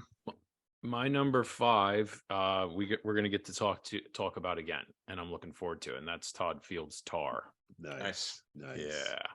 All right. Okay, we'll come back around to that. That's the second time Tar has been mentioned, I believe. Very exciting. Okay, we're at my number 5, guys. Yes. And I don't know if this is a shocker to you, but I'm alone on this one. And I'm actually kind of bummed. It's Horse Girl. It's the sequel to Horse Girl, actually. It's She Said. It's She Said is my number 5, guys. And thank you. I appreciate that reaction. Because I'm genuinely bummed that this film didn't hit you guys the way it hit me, and I rewatched it last night. And it was one of those movies where I was it was my last movie of the night, piling them on. And it was the first time Kate was watching it, and I had it on. I was half paying attention as I was trying to do all of the color coding for our lists, and even just having it on my background, it was evoking that same feeling I had in the theater, where I was like, "This film is important, and I am really enjoying watching this. I am thrilled watching this." And hearing your responses and the critical responses, it seems like it is, I think, unanimously enjoyed, respected, but it's a film that for maybe a smaller percentage of us really gripped us. And I was gripped by this film. It's an exceptional, important work of contribution to the journalistic genre.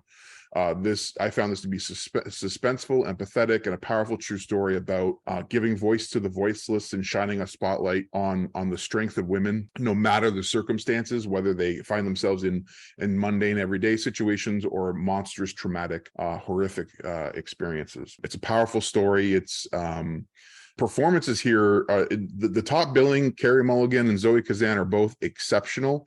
But really, it's the supporting cast, which, again, I mark this as a distinct strength to this film. That it's the supporting cast that really steals the show, from the victims to the interviewees and the anonymous sources. Samantha Morton, Jennifer Hale, Zach Greenier as an accountant. Those three, I think of, like, they steal every scene that they're in, and they're only in a few. And I think in Samantha's case, it's one.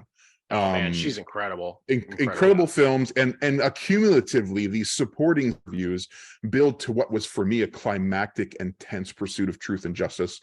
On top of all of that, it being a satisfying true story of justice and truth coming to light, just as films of journalism. I love films about journalism as a writer. I love films about writing and the process of investigating a story.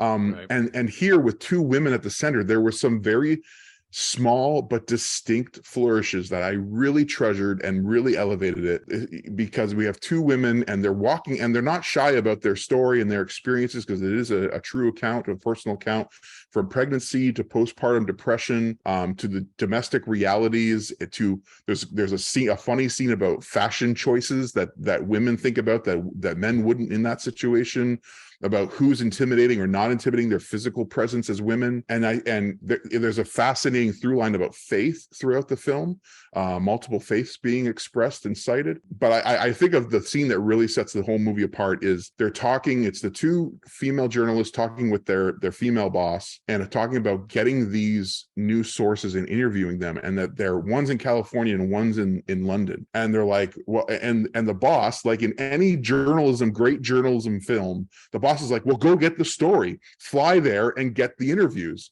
And when she says this, the two women look at themselves and they pause, and then they say, well, I guess I could talk to my husband and we could figure this out. How in any other journalism film, that would be an action scene where Robert Redford and Dustin Hoffman are running down the street and running to the airplane and getting the ticket and flying to London to get the interview. In this film, there's a quiet pause as two women sort out their domestic life and realities and say, can we pull this off? Can we leave my husband and my children right now? Can I go and do this? And I think that's provocative and powerful, and of course just ultimately true, and making this a relatable and real story. So to me, She Said is something very, very special and very, very important, and I really treasure this film, and I think it is one of the best of the year, and therefore it is my number. It's interesting. I really enjoyed this film. I think it's really successful when it foregrounds the victim of Harvey Weinstein. That's when it's at its most emotionally affecting. Samantha Morton scene is just is an absolute gut punch.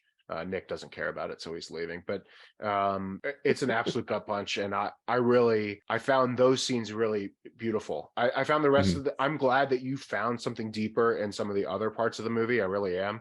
But I found it a bit, paint by numbers, journalistic story. But there's some really truly affecting moments in this movie. Yeah, it's like there's usually approximately one movie a year that my wife watches with me, and this was it. and so afterwards, I'm going into like my critic, like some of the things that Scott said, like some of my critiques, and she's like, "Dude, who cares? Like, Nick, like this story matters. Like, you should focus on the fact that it matters, and that's what you should talk about above all else." And she's right. Like, I believe that, But the critic in me, it was like I just felt like Maria Schrader's trying to be so faithful to I read the book, and she's trying to be so faithful to the events that she's just like through the events, and I felt like I wanted more of the moments you described, like where they just got to be people instead of talking heads, and like slow down a little bit, deal with the kid. Because when the film does slow down in those moments with the survivors, like Scotty was saying, that's when it's like it just takes off. It's great.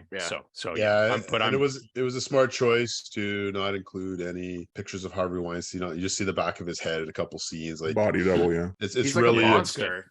He's like a monster. Yeah, it's just a monster to me, lurking, but he's never on screen, right? It really centers the victims and their experiences. And you hear his voice as well. We hear his voice. Recordings, yeah. But see, and that scene is the most powerful scene to me, or one of the most powerful scenes, where towards the end, where it's a body double, so we just see the back of him, but the camera has a slow zoom on Carey Mulligan being in the same room with him and listening to him and his lawyer and his legal team, and it's a very long, slow zoom and shot, and all she's doing is looking at him back and forth in the room, and I found that very powerful and incredible performance. I thought the ending was great, really, really good, like really emotionally affecting. So it's definitely a movie worth seeing. Yeah, for sure. Glad it's included today. It's my number 5. There's a video about that on Furman on Film. Just saying. Okay. Right here, guys. We are at number 5, and I believe it's me, right? And my 5 will be talked about again. It is the Martin McDonough film, Banshees of Inisherin. Looking forward to talking about that later. Nice. Oh yeah. First mention for that one. Okay, that's over to me for number 5. And Furman, this is the reason I didn't have RRR on my list, because there was only room for one. Let's throw the kitchen sink into this. I thought I was going to be the lowest, but I'm the second highest. We'll talk about it again, making it a 4-way crossover. It's Everything Everywhere All at Once. That is my number 5. Hung in there in the top 5. Great film. And look forward to having a discussion about it. This makes me very sad that the second highest person was 5 on that. Okay, it's all right. Just shake it off. Be strong. Okay, hey, number it's a 4-way 4 crossover. Come on. I do love that. Even if the Kleiner had 83rd, it's okay. Number 4 is Top Gun Maverick. Yeah, Top Gun Maverick, number 4 for both of us. Nice. Yeah, and we'll be coming back to that one. Oh, will we? I thought it was a 3-way crossover. So we're not talking about it yet. Not we're yet. Coming back to Top Gun Maverick. Yeah. They're 4-way. But now we're back to Scotty for number 4. Yeah, number 4. My number 4 also. We're moving now because my number 4 will also be mentioned later. It is Todd Field's Tar. So if you're keeping score at home, Tar has been mentioned 3 times. Top Gun Maverick has been mentioned 3 times, and Decision to Leave is done, but it was mentioned 3 times. And Everything Everywhere All at Once has been mentioned 3 times. And Everything Everywhere. Yep. Right. All right. Getting to the big guns now. Things are heating up. Wow. So we're back to me and my number. Oh, sorry. Yeah, we're gonna Yep. slow down just a little bit here for my number 4. Slow down a lot. Is this unique to my list? No, someone else mentioned it. Yeah, it was mentioned by Scotty, was it? Yes. Yeah, in his honorable mentions. Okay. So Oh, yeah. this is my favorite international film of the year. I mentioned a lot, as much as I love Decision to Leave. This one really got me. This is kind of like my After Yang and Apollo 10.5 early in the year release. Actually did a festival run late last year. Little Iranian film called Hit the Road. And I just adore this film. It's 90 minutes long. It is playing. It's widely available on Amazon Prime here in Canada. Not sure where you could find it in the States. It's a debut film. Good year for debut films. Debut film by director Paha Pahani, and the son of longtime acclaimed Iranian filmmaker Jafar Pahani. I mentioned his name because he had another great film this year called No Bears. Check that one out as well. But he is actually in prison. He is one of many who have been imprisoned because of his art that he creates, his protest art. And he spoke out against the regime in Iran about some of his contemporaries being in prison, and now he is in prison as well. So Hit the Road, it is a piece of protest art, but it's a little more subtle, as the title suggests. It's a road movie. Many of the best Iranian films, a lot of it takes place within a vehicle. It's a road movie, and we follow this sometimes amusing, sometimes painful journey of a family of 4 in their attempt to get their eldest son out of the country. And it doesn't explicitly say why, but reading between the lines and knowing what's going on in Iran and the authoritarian government, perhaps he's being summoned for military service, doing some things that are morally against his conscience.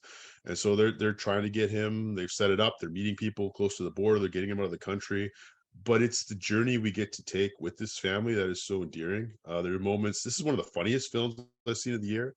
The little kid in this movie is hilarious. I wouldn't want him as my kid. He's pretty obnoxious, but it's hilarious. It's just hilarious. Then you've got the gruff old father, the mother who's really sort of the heart of the film, and then the older son who's just more stoic and quiet, the one who's leaving the country.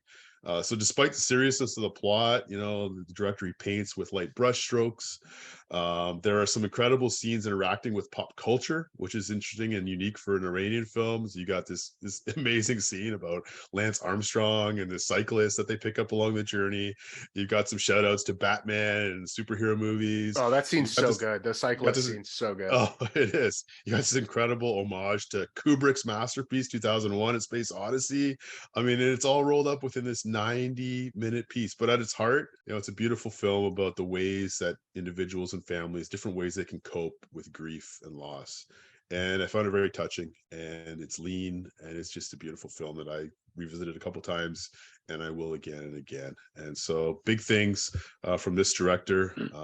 Great lineage, worked under Abbas Kiarostami as well. And so you see some of the shout outs and homage to some of the masters, but Hit the Road. It's a beautiful film.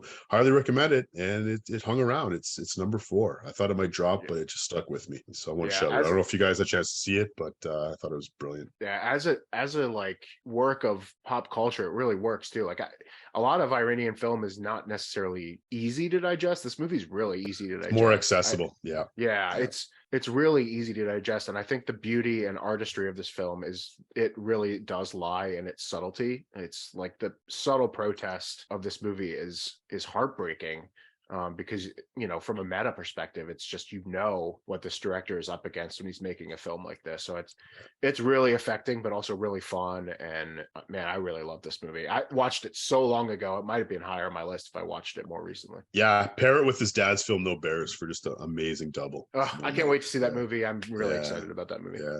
Furman, did you get this one or no? I did. No. Okay. I want to. I just have not gotten to it yet. It's all good. Yeah. Good film. Tuck it Good away. film. Tuck it Great away. kid actor. Yeah.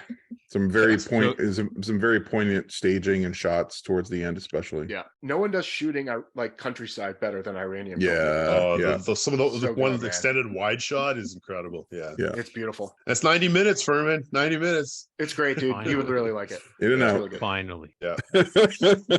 That's my number 4. All That's right, your we're in the number top 4. 3, baby. Okay, now Nick, you can mention your number 3. Okay, so number 3 for me is going to be mentioned again, and I can't wait to talk about it. And that is Charlotte Wells' After Sun. And I'll skip Kleiner real quick because my number 3 is also After Sun. So I Heck can't yeah. that one. Here's a little homage. Here's a little homage. Yeah, a little camera back there. Ooh, Nice. I like it. What's that red thing back there? It's an accordion. It's an accordion. Oh, that's It's an homage too. Okay, small little good year for accordion. accordions. Good year for accordions. It was a good. It was That's a true. great year for accordions. 16 and 20. 16 and 20. I mean, 2010 Holy Motors came out. That that's accordions in that too. Yeah, there you go. Okay. We were talking about Weird Al, but that's cool. And Tar. Oh yeah, Tar as well. Apartment for sale. How about that up for best song? Apartment for sale. Oh, right. Okay, I forgot that. Well, that would be that's the size she had there. There you Okay, all right. Okay, we're back to me. This is my number 3. Is that what we're doing? Yeah. Okay, Yeah, all right, yeah. guys. Again, I'm standing alone. I think this is the last time I stand alone today. But I do with great conviction and great joy and appreciation for true art, and not just following the crowd and the status quo. and all Don't that let it stuff. be smile. Don't let it My, be smile. my list isn't filled by heavy-handed. obligation, right? My list isn't filled by obligation. Oh So, my God. so some people like to talk about like educating about international film. I'm just like, I know what it means to follow my heart and not Oh fulfill my some God. duties. Okay, I got your duty right here. Okay, on that note, I'm trying to make this a serious point here now. So that's my fault. But themes. Let me bring up the themes again. We've talked about themes this year. Another theme of this year was the story and strength of women, right? And the trauma and the pain that many women persevere through and endure. And I've mentioned Kimi, I've mentioned Prey, I just talked at length about She Said. People have already mentioned at this point so far Women Talking, another great film. But for me, my number 3 is the top expression of this for me in the year, thematically, artistically, and that is Resurrection. Resurrection, my number 3. Yeah, Scott is really happy about this because Scott needs a lesson. This is a what is happening here moment. Yeah. That needs a lesson in how to interpret art. So once again, let me give you some of the answers. Let me solve some of the mystery.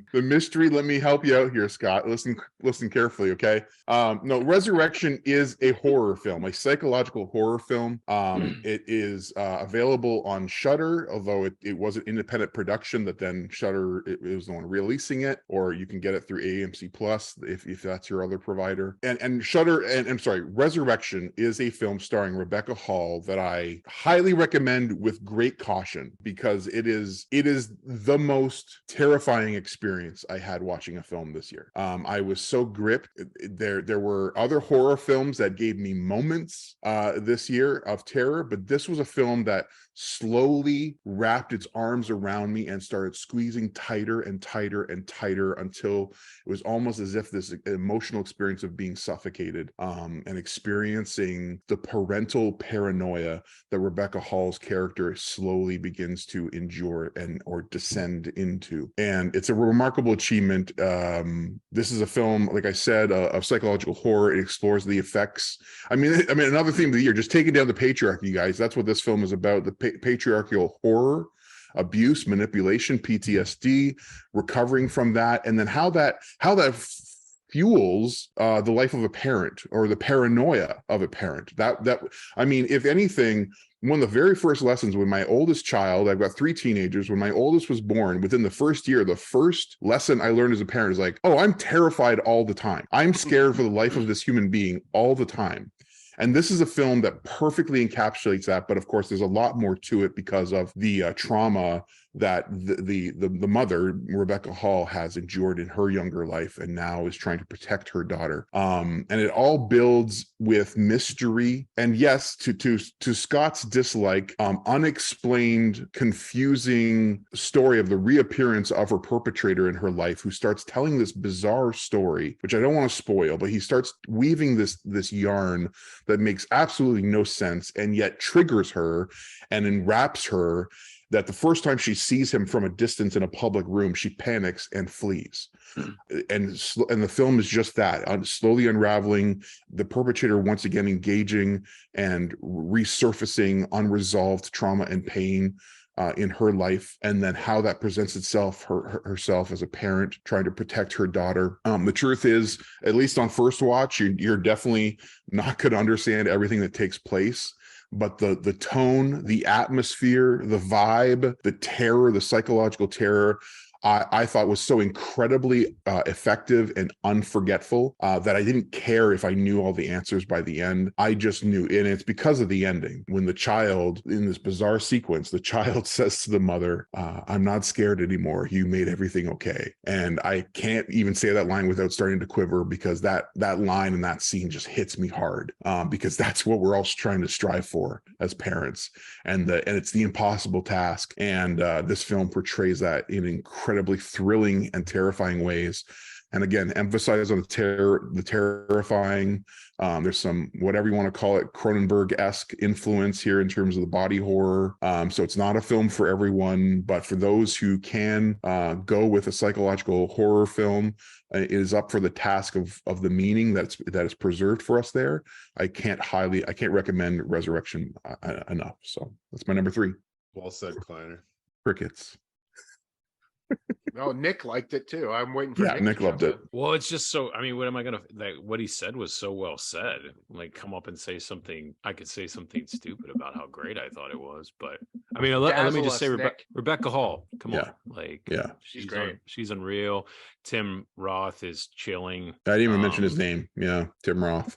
It's chilling, and it's insane that Rebecca Hall has never been recognized by the Academy at this point, and she has had an illustrious career as a performer. But yeah, her and Tim Roth facing off here. Just kills it in Iron Man 3. It's good pull.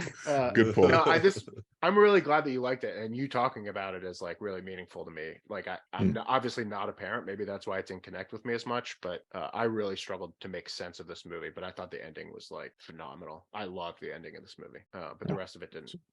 The way it connected to the rest of the film didn't make a lot of sense to me. But I'm glad you loved it. Her extended monologue to one of her peers is one of the best scenes of the year. Yeah, so good. Yeah, I like this more than I thought I would. It's I'm putting together a little video of the hidden gems of the year. This is on it. I think there's a lot here. Awesome. But yeah, with caution, it's not for everyone given the body horror stuff. I'm dead inside because this movie didn't scare me at all. But I must just be desensitized. I mean, not that I want to give any more attention to Speak No Evil, but I mean, these are the comparative parental horror films. There's definitely right?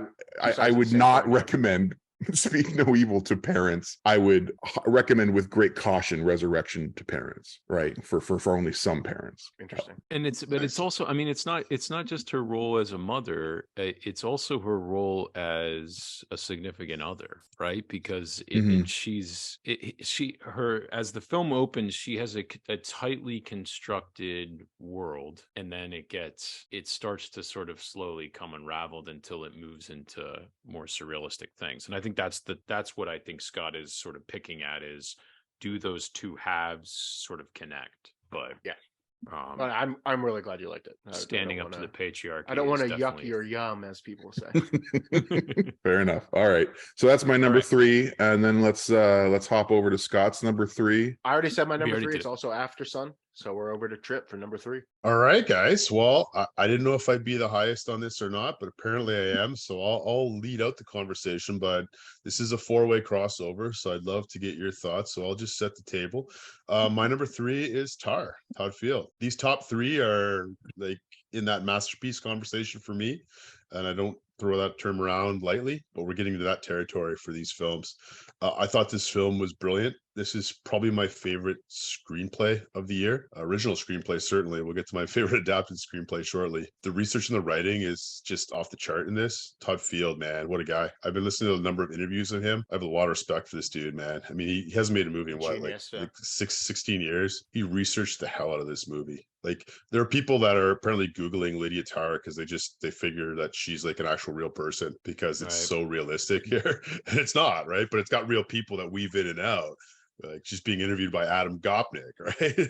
In the opening scene, right? And it's just the dialogue in this film is just incredible. Here's my hot take of the day. You may not, I know this is sacred sacred cow territory, but I think this is the closest performance I've seen to Daniel Plainview in the 21st century. Cate Blanchett's performance here, I was thinking of There Will Be Blood after my first screening of this.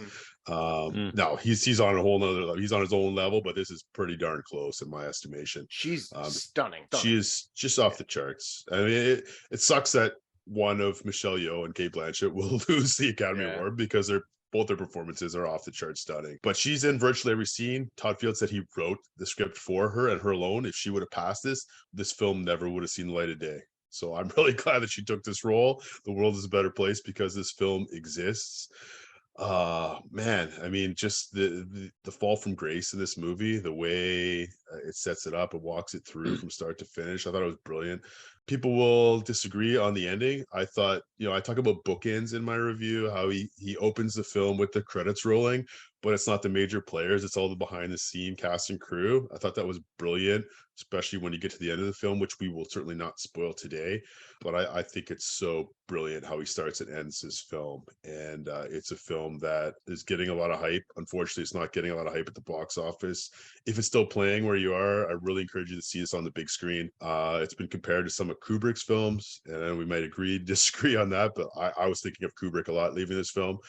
Just the staging, the setting, the mood, the atmosphere that's created, the attention to detail in this film is incredible. And I'd love to hear your thoughts on it. It's my number 3 film. It's Tar. It's an all-time performance and one of the best screenplays I've seen in some time. Yeah, this was my number 4. The descent into madness from Cate Blanchett is so subtle and well done that, man, she starts this movie as this like larger than life, like so sure of herself, like I am the time, I start the time. She's regarded as this genius. And then slowly it's all taken away from her. It's all taken away from her. And it's just, she continues this descent into almost madness. And by the end of the movie, I know people disagree with this, but you're almost not sure what's real and what's not because she's losing her mind slowly. Man, this movie's a lot. I've only been able to see it once and I just need to revisit it again to really catch all the subtlety of this movie. But it is an incredible achievement from Todd Field. And on another day could be my number 1 movie. Easily. Yeah, any other year, last few, this would have been probably. Yeah, for sure. I think, I mean, you could talk about the writing and all of the intricate, like all of the conductors mentioned are real people. Like everybody in the world just seems so authentic. We talked about the writing and performances, but also I just want to say that the hot button themes it talks about are incredible. Like it's in dialogue with social media, it's in dialogue with cancel culture, the sick one are about identity culture, separating art from artist, all of that stuff.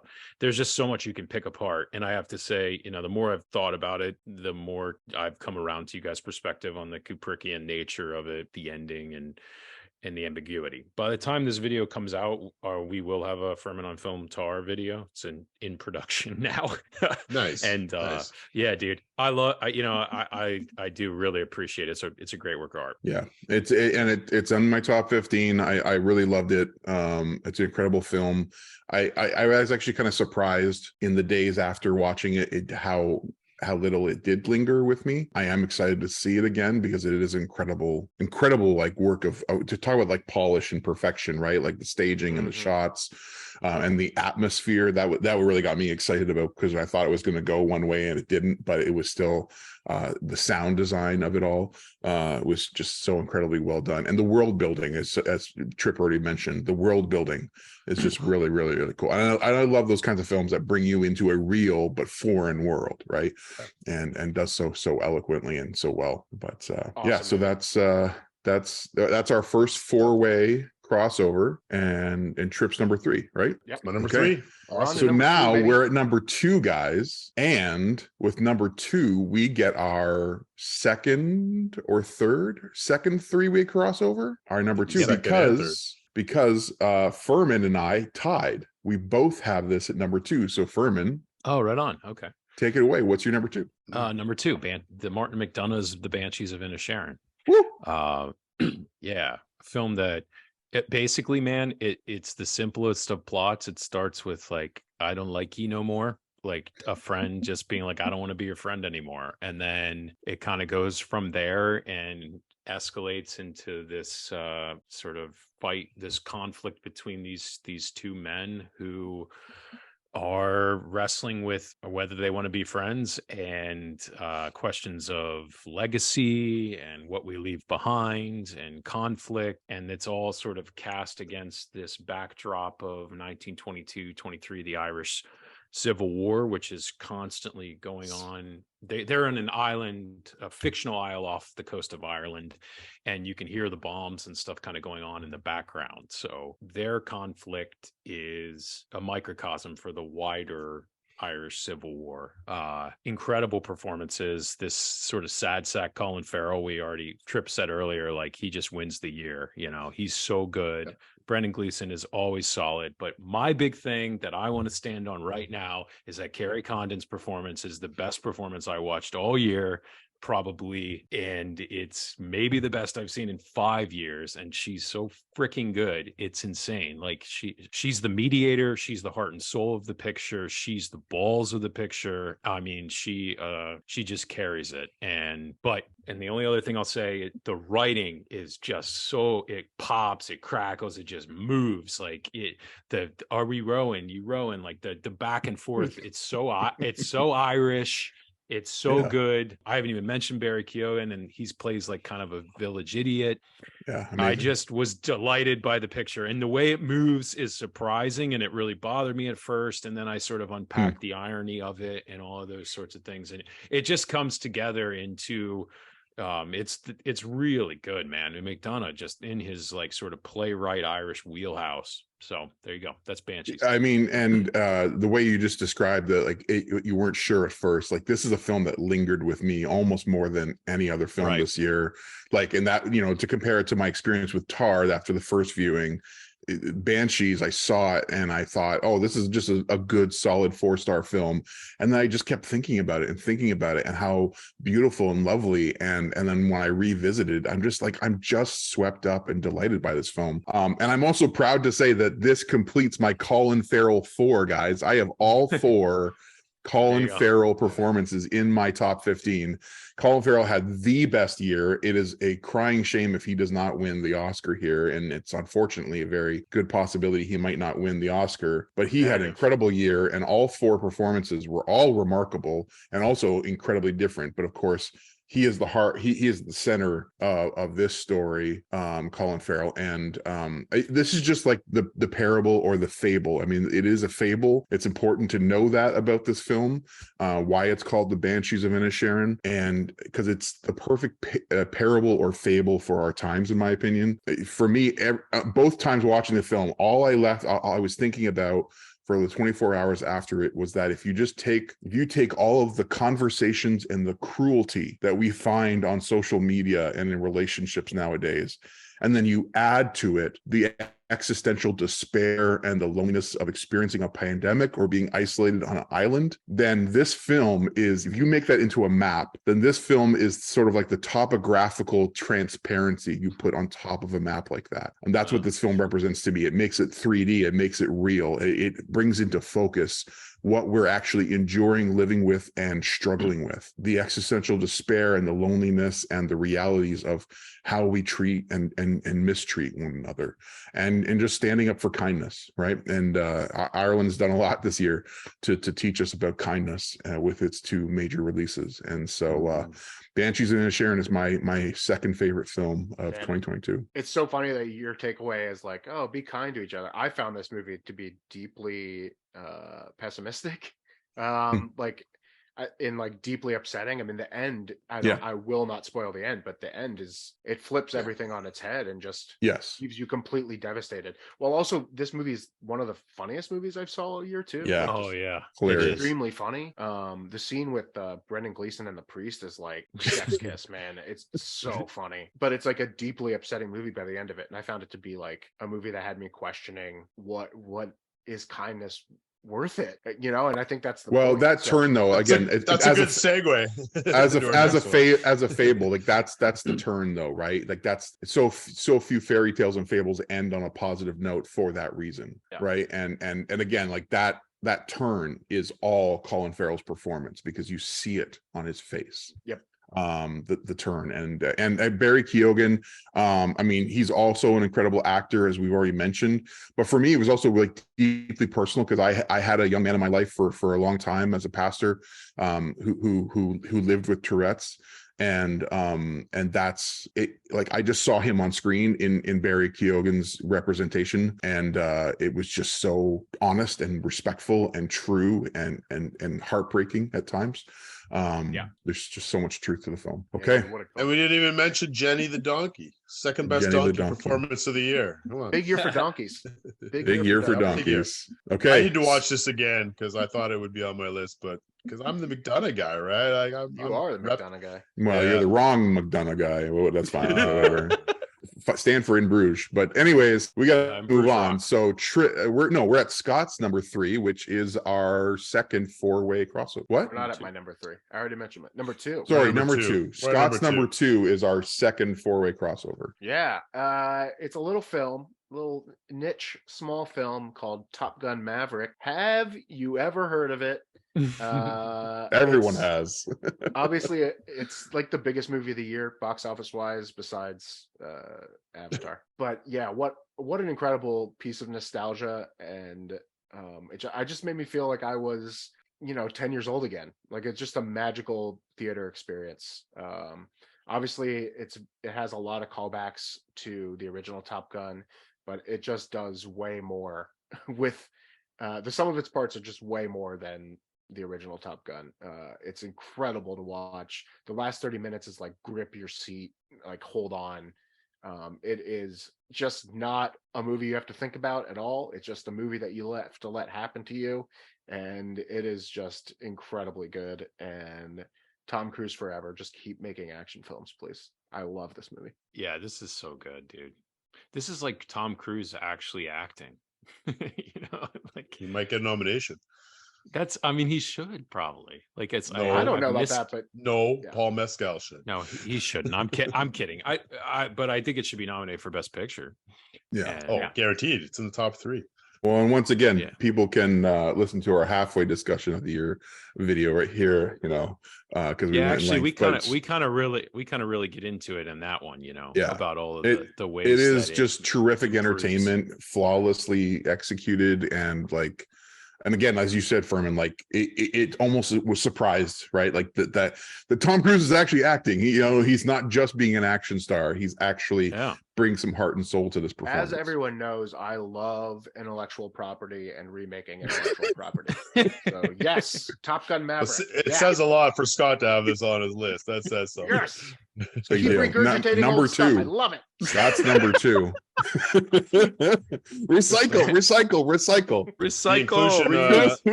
The inclusion of Val Kilmer in that scene, just heartbreaking. Yeah. Amazing. Beautiful. Jennifer freaking Connelly, Jennifer beautiful Connelly. Women alive. She sailed a ship, guys. She sailed it. She sailed it herself. Yes. Crazy. She cleaned the sails on this yacht. So good.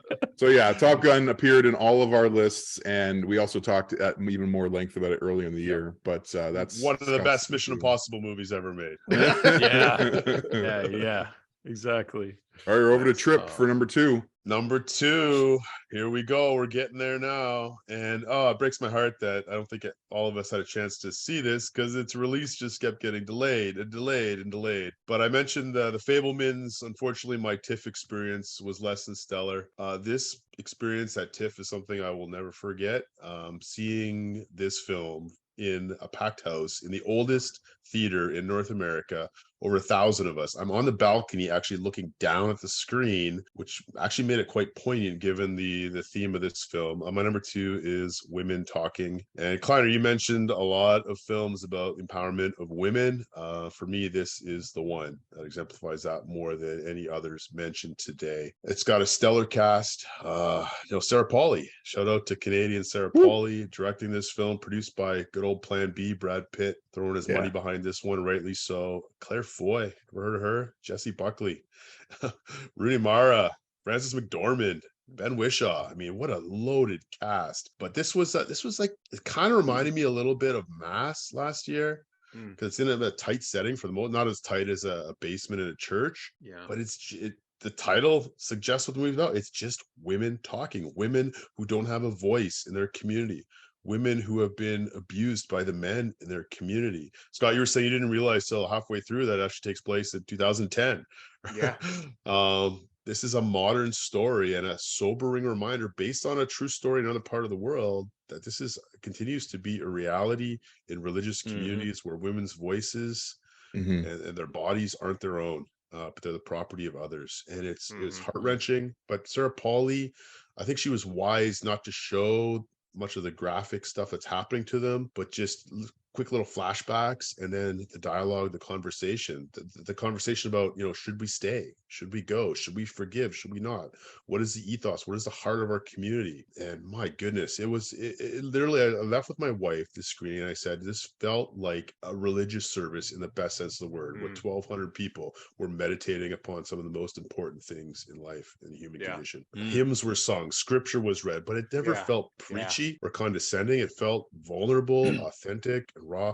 I can't wait to see it again when it comes to theater. It's not back here yet, but it's an experience I will never forget in my life, and I'm tearing up just thinking about it. And I hope this doesn't get snubbed the Best Picture nomination, and I hope one of the ladies gets a nomination. Buckley was my favorite, but my goodness, what a film! They're all so good. Women talking, yeah. I mean, dude, it is an incredible film. I think I can't add a lot to what you just said. It's really truly beautiful and affecting. I think the one thing I will say is that if you want to know what a male ally looks like, just watch this film. Like it is so beautifully, it is so beautifully constructed and not too heavy-handed, where he lets the women do what they need to do, and he kind of waits for the opportunity to say, how can I help?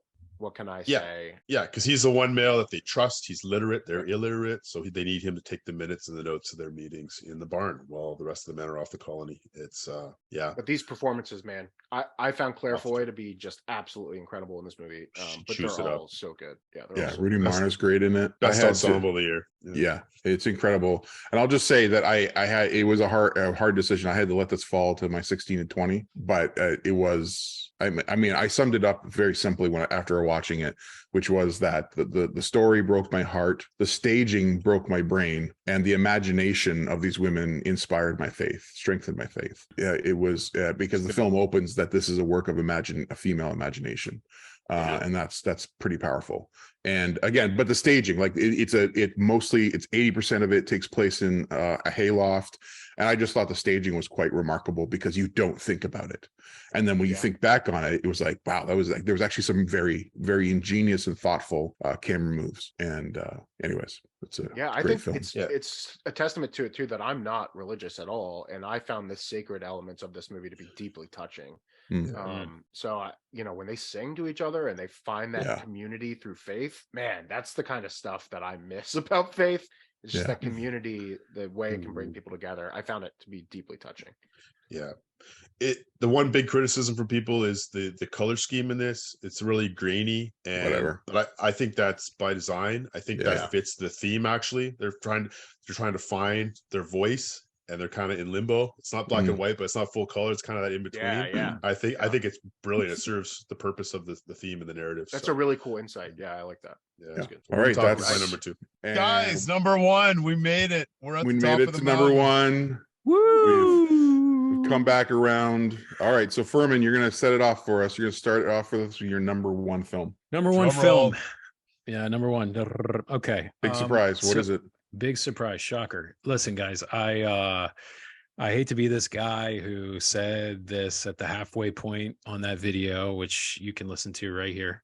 That will have, or there, which will have like where we really get into this in detail. I'm hoping that some of the ones I missed that are being discussed today that I'm really pumped for may unseat it, but at this point nothing has. My number 1 is The Daniels, Everything Everywhere All at Once. Still the only 5-star film I've seen this year, in my opinion. Ooh, what can I say about it? I think that video, we really got after it in that one. We spent about 20 minutes, but just really quickly, The single sentence plot synopsis is it's basically a film about an immigrant family trying to run their laundromat and pay taxes. But as it gets kind of after it, it's about a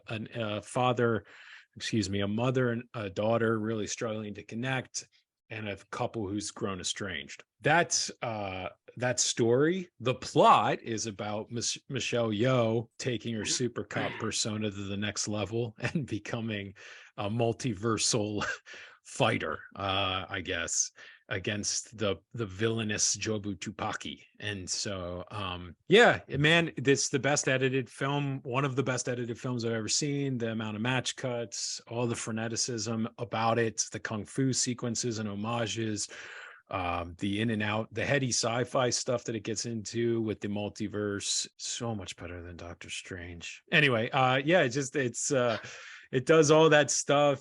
Jamie Lee Curtis plays this like ridiculous tax collector, and Stephanie Sue's great as the daughter. Kiyu Kwan is the husband. He's the sort of glue holding this whole thing together, and it just explores themes like kindness and searching for meaning in the face of meaninglessness, and family connection, and what things really matter, in the face of utter experience when it seems like nothing matters, what things really do matter to us. So it's still just it is crazy, goofy, off the wall, long maybe to some people, but the way it drives that message home was still so powerful to me. So it's still my number one. It's our final 4-way crossover. So let that be known. We had Tar, we had Top Gun, we had Everything Everywhere All at Once appear on all of our lists. And I'm genuinely hopeful that this might actually win Best Picture Oscar.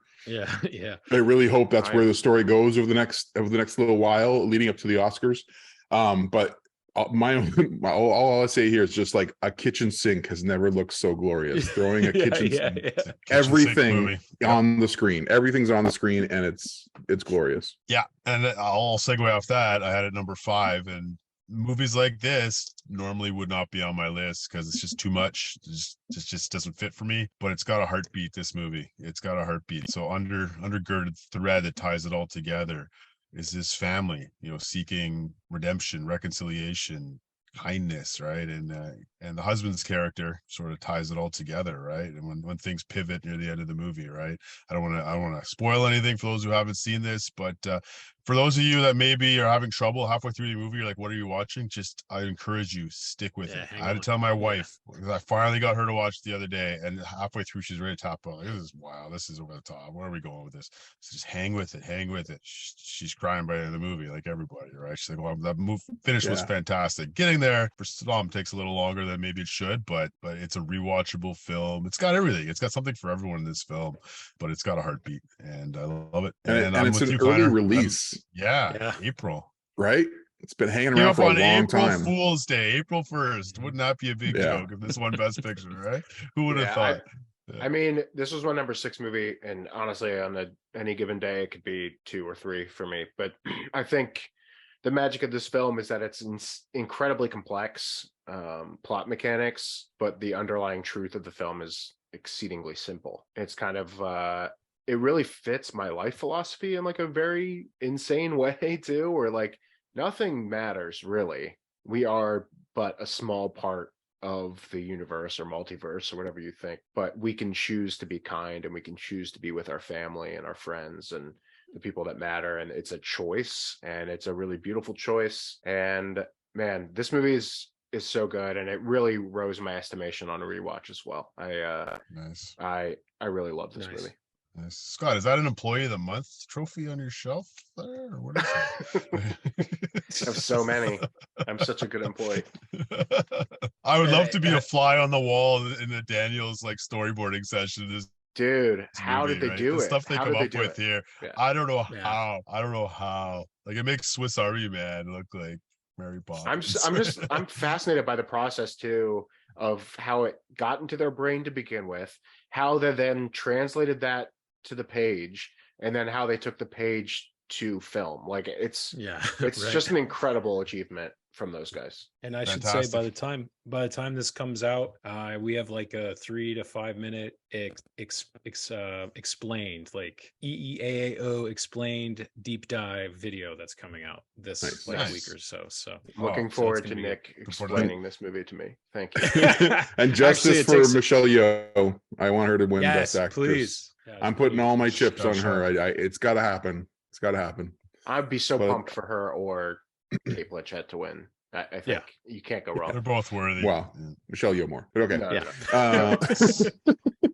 That's awesome. That's great, Nick. And it's actually kind of cool. In all honesty, it's kind of cool that like that one film came out early in the year and has stuck to number one for you. And that was sort of like the thing that I was longing for this year. I kept waiting Wire for to that wire. experience. And anyways, so okay.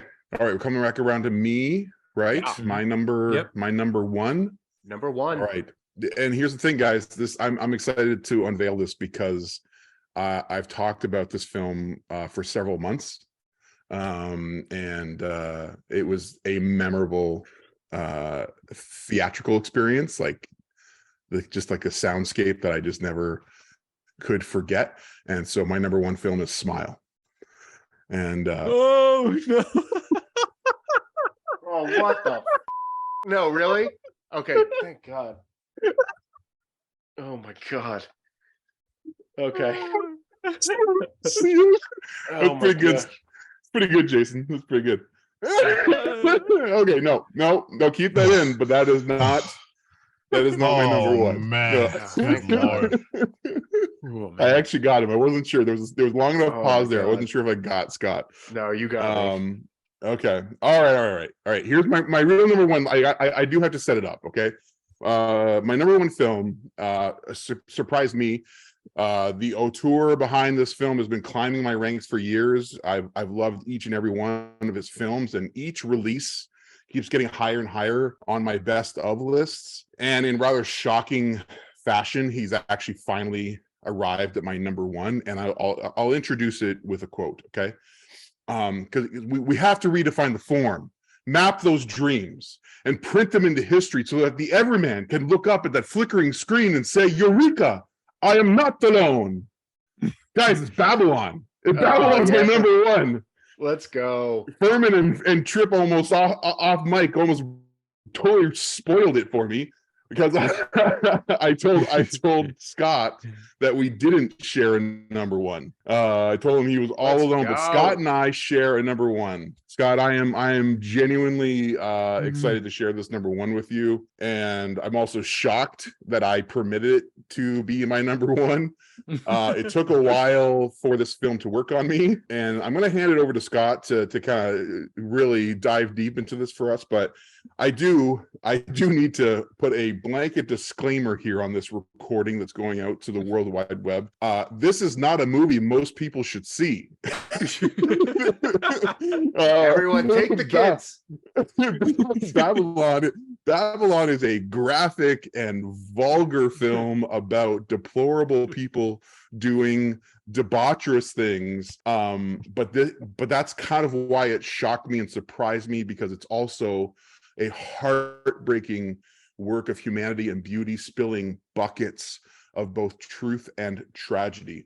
And the big disclaimer here, in addition to it just not being for everyone, because I had people walk out of the theater that I was in, and I was like, that makes sense, is that this is kind of a movie for cinephiles only, for people like I can't imagine this not only like I can only imagine it gripping the hearts of those of us who have been obsessed with film for almost our entire lives, because otherwise it's just too much and too long for most audiences. But for me, and I know for Scott, especially upon rewatch, this thing was undeniable. The energy, the transcendence, for those who are willing to endure its excessiveness, which is intentional, and its cynicism, which is by design.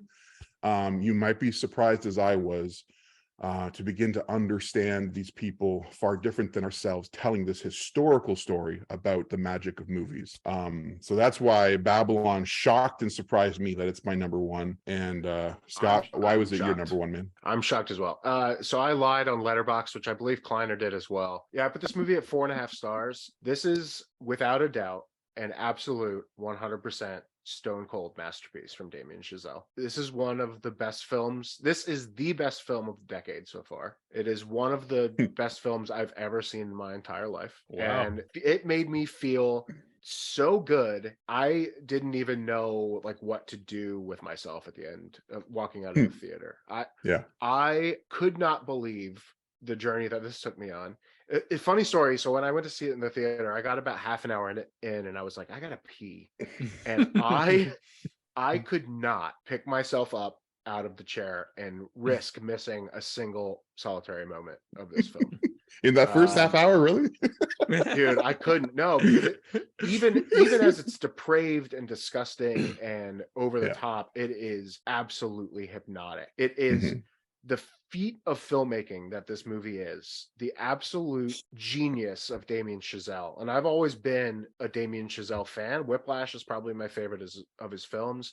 I'm a little bit hit or miss on La La Land, and I haven't seen First Man. I'm gonna watch it like immediately now, but I know what. But he immediately vaulted into that PTA Coen Brothers group for me. I think this is one of the best films about movies ever made. It is almost the other side of the coin of Singing in the Rain. It's almost it's almost a remake of Singing in the Rain in a lot of ways. Yeah. It is, which is another one of my all-time favorite movies. I cannot believe what this movie did to me, where it just grabs you from the beginning. It does not let go until it is over. And you cannot even believe the ending of this movie. There is the only thing I could think of when I saw the end of this movie was 2001, and I had just seen 2001 in theaters a couple of weeks ago. And the way that Chazelle, the flourishes he uses at the end of this movie are stunning. And I've heard people talk about it, and I've heard people say it doesn't work for them. And obviously I'm not going to spoil what happens, but man, it worked on me. It completely worked on me to the point where I don't know. People applauded at the end of when I went to it. Oh, wow. Like it was a group of about 20 of us, I think, in the theater, and people were applauding. Wow. Which is not something that happens super often in movies I go to, because normally it's me and like two other people. But man, I can't believe this movie. Margot Robbie is magnetic and transcendent, and she might be the best actress that we have. Brad Pitt is typical Brad Pitt. He's great. Diego Calva is a revelation. Is kind of like the blank slate Avatar character. Tobey Maguire is crazy. PJ Byrne has the best scene in the movie. Yes. Rory Scovel is hilarious as the Count. The Count. Not just Count. The Count. I don't know, man. I love this movie so much. The score is incredible. It really borrows from La La Land with the score intentionally, where it's like the other side of the coin with La La Land. It made me retroactively appreciate La La Land more as well. Yes. I love this movie. Absolute 100% stone cold masterpiece. We will be talking about this movie in 50 years. And to clear up the letterbox thing, like this was a 4-star for me the first time round, and then I went to 4.5 the second time because I realized that like no other movie made me feel this way all year. I just, because of the excessive depravity, I can't get to 5 stars because I think there are some things we could trim out maybe. But it is, I totally appreciate and understand what Scott is saying about 5 stars. And Damien Chazelle, maybe I'm the biggest fan here because I love all of his films. And like they're all 5-star or 4.5 star, like they're just incredible works. And this film really ties them thematically all together of what's really been at the heart of everything he's been after and what he obsesses over, or putting obsession on the screen. Again, I can't imagine a lot of people getting through this film or liking this film. Which is also why I'm happy to put Banshees of Inisherin as my number 2. Like people can fall back on that one, but Babylon is just it's undeniable. And like like you said, Justin Hurwitz, like the musical score. I've just been whistling it and thinking of it like every day since watching it again recently. I found myself singing La La Land songs when I left the theater. Well, and I know La La Land really, really well. And like the music is just layered on top of each other. So like they're almost now impossible to separate. I mean, that said, Babylon does have like a really percussive score that beats throughout the film that I love. And that's the thing that really does set it apart in terms of score. But like you said, like the performances are bonkers and crazy. And I don't know. It's just, that's what I was gonna say. Like you mentioned, PJ, like there's just, when I first came out of the film, like, because this film has a reputation for being so debaucherous, it was, I think I texted you guys like 40 minutes afterwards. I'm like, I'm still like in this emotional cloud. And like, I think it was Trip thought I was joking. I was like, I'm not joking. Like this, it really hung with me. And I think even Scott had asked like, why, like why 4 stars at that point. I gave 4.5 stars now, but just like, just undeniable that like there are specific scenes, and really there's a big scene in the beginning or in the first hour, and then a big scene in the second hour, and then the ending. There's 3 big set pieces, if you could call it that are just, the highs are so high. Like these things are the filmmaking and the scene and the elevate, what goes on in the madness of these scenes are so incredible. And all of them, at least for me, the 3 that I think of are behind the scenes of making a film. Like it's a movie about movies. And so there's this silent film era sequence in the first hour, and then there's this sound, like when sound was new, the behind the scenes of making a film with sound, and then there's this the concluding motif. But like the way that those scenes are constructed are just utter madness, and I probably haven't laughed harder all year than in those scenes. And I also have just an incredible soft spot for the silent era. I really genuinely love the 20s, and sometimes when I go, whether it's books or documentary films about the origins of cinema, I always get stuck on the silent era, because there's just, I really am drawn to it and the power of the visuals and that medium at the time without sound. And so this film this film exposing the madness and the chaos and the mayhem that went on movie sets in the silent era is just shocking and incredible. And anyways, we've gone a long time. Masterpiece. Absolute stone cold masterpiece. Great film. I think Furman and my silence is because we didn't get to this one. Haven't seen it yet, so definitely be checking it out. Hopefully it gets a re-release in the theater so we can catch it. Well, the thing that made me think of when you guys were talking was 8.5. Is there any 8.5 vibes there, or not really?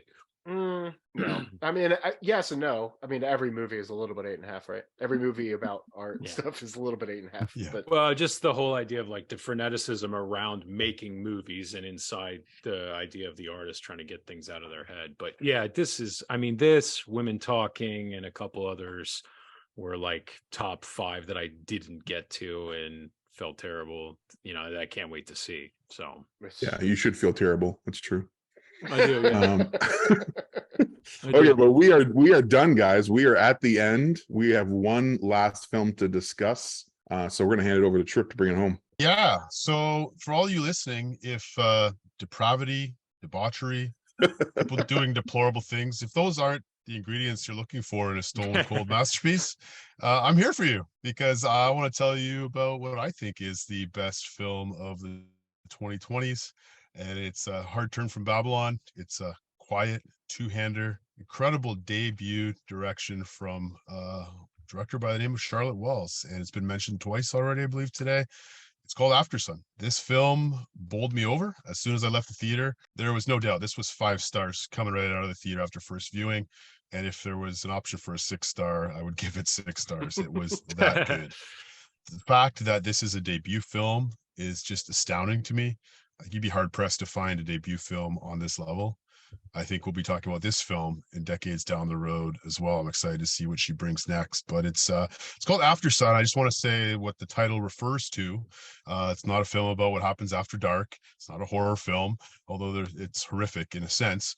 It's about a father and a daughter. And at the very beginning of the film, I don't want to spoil too much, but at the very beginning, the opening shot, we see, as Kline has a camcorder over his shoulder, we see some camcorder footage of what looks like a vacation. And in the top right corner on the screen, if you focus, you can see a reflection of someone actually watching the footage, telling us that this is a memory piece. This is the adult version of the girl in this story, a young girl with her father on vacation at a dingy sort of Turkish resort.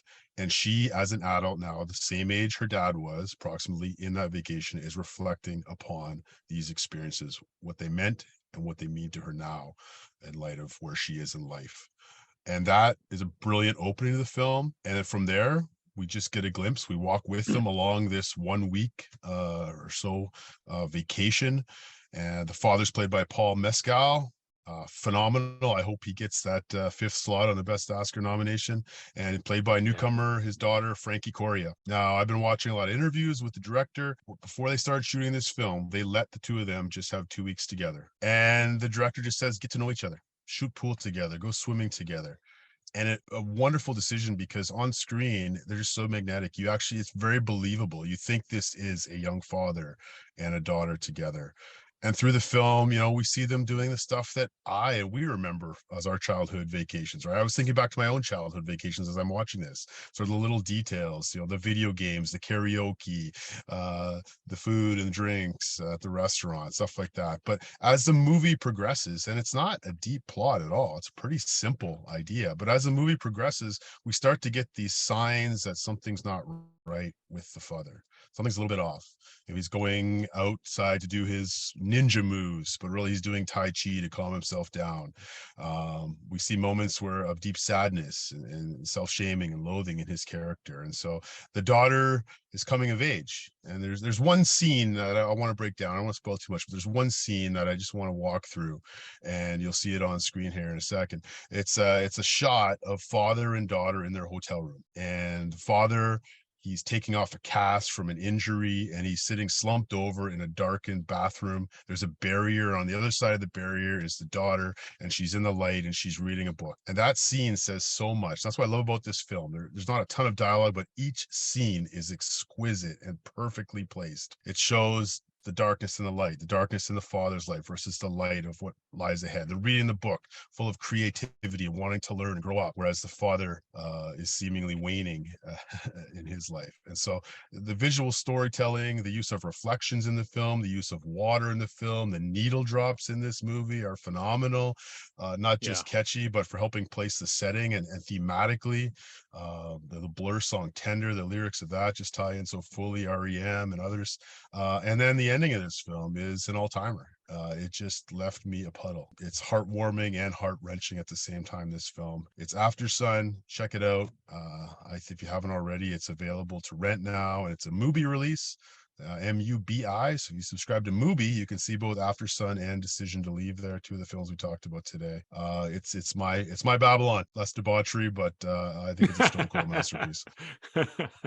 Yeah. I mean, this was my number 3 movie of the year, and I think the beauty of this film is the mystery at the heart of it, and I think subtlety.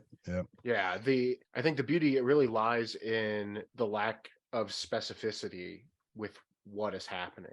It makes the themes feel universal, and it allows really anyone to connect to them, whether you're coming at the movie as a parent or an adult, or whether you're coming to this movie more from a perspective of a child. Man, it's really deeply effective and like so artfully rendered as well.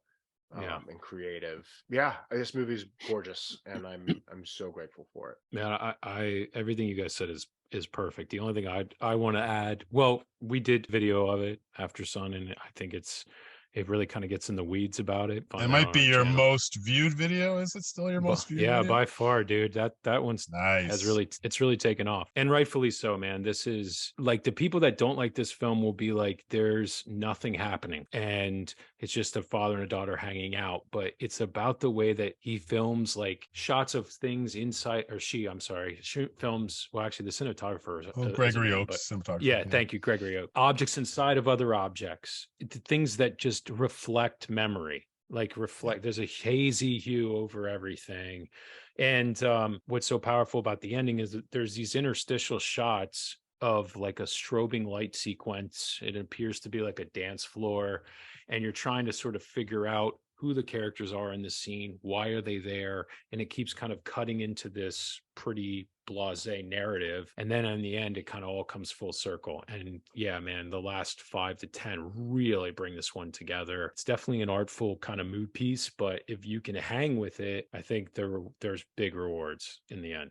So I loved it. It was my number 3 too. I think the themes are universal enough. It has something to say to everyone. Like it's telling that Scott, I think it was Resurrection, you couldn't resonate with not being a parent. Well, you're not a parent, but you still, this had something to say to you, right? You got something to say to everyone, regardless of the situation. So, and Scott nailed it. I mean, if this film had just been like, well, here's what happened to this young man in his past, and here's what happened to, like, then it would have just been half the film it was. But because there's enough mystery, we kind of know, we speculated amongst the four of us, like what actually happened. And there are like some telltale signs about it, but it's vague enough, in the same way I think Paris, Texas is, when we talked about our 80s video. These past events that haunt the present, man, it's just awesome. I love it. It's powerful. It's super powerful. Yeah. It's so powerful. Yeah. And it left me thinking, like, as a parent now, like my own life, right? I didn't really know who my parents were at that age. I know them better now, but we don't really know anyone as well as we think we do. And how sometimes our memories actually play tricks with us, and we got to fill in the gaps. We got to try to figure out what really did happen in that moment. There's a lot of that at play in this. It's just a brilliant reflection mood piece. Yeah. And I will say that this film did grow on me. A second viewing, I bumped it up to 4.5 stars. It does sit nicely in my 16 to 20 because it is a beautiful film. We've discussed before, but we listened to a podcast that we love, that there was 2 of the film critics who just did not connect with this. And I genuinely don't understand that. Like, I don't understand how you cannot connect with this, at least on some level, to the level that they disregard it, basically. They admit that most people are deeply moved by this. But I mean, even the first time I was deeply moved by it. It was beautiful. But coming back to it, it was really the discussion with you guys that helped intrigue me more. There were certain hangups in the first time viewing, like visual cues that, like, I kept thinking and trying to unravel. Like, I was trying to unravel the mystery the first time, and that kind of kept me at a distance, I think. I mean, again, it's a 16 to 20 for me. It's a great film, but like coming back to it, I definitely, like, I was able to process some of the visual hints and motifs in there more and allow them to, so I understood it more, which then had a even bigger impact on me. It is a powerful, beautiful visual poem. That's the way I summarized it. And I just, and it's not even like it's a film that you can it's not going to be everyone's cup of tea, but I would safely recommend it to anyone because I think it's beautiful. Well, there it is, guys. We did it. Thank you. We made it. We got it. Another year. Can we all say it was a great year for film? Like, it was pretty good. Yeah, pretty good. Best of the decade. Good year so for far. film. You know what? After 2000, see you at the movies. After 2007, this is See you up at the there for movies. like 21st century. See you at the movies. It's Our Furman, number. we'll see you I at mean, Babylon. it's pretty great, guys, that all of our number one films are just wonderful family stories. Just about family and intergenerational and beautiful. Definitely no like throwing up or pooping or peeing or anything in any of. All right, friends, I got to split. All right, thanks, guys. Thanks Furman. Thanks Scott. Thanks Adam. Be sure and subscribe to Furman on Film and TripAdvisor. Love you all. And TripAdvisor, we'll Furman on Film. FOF rating 5 stars. See ya.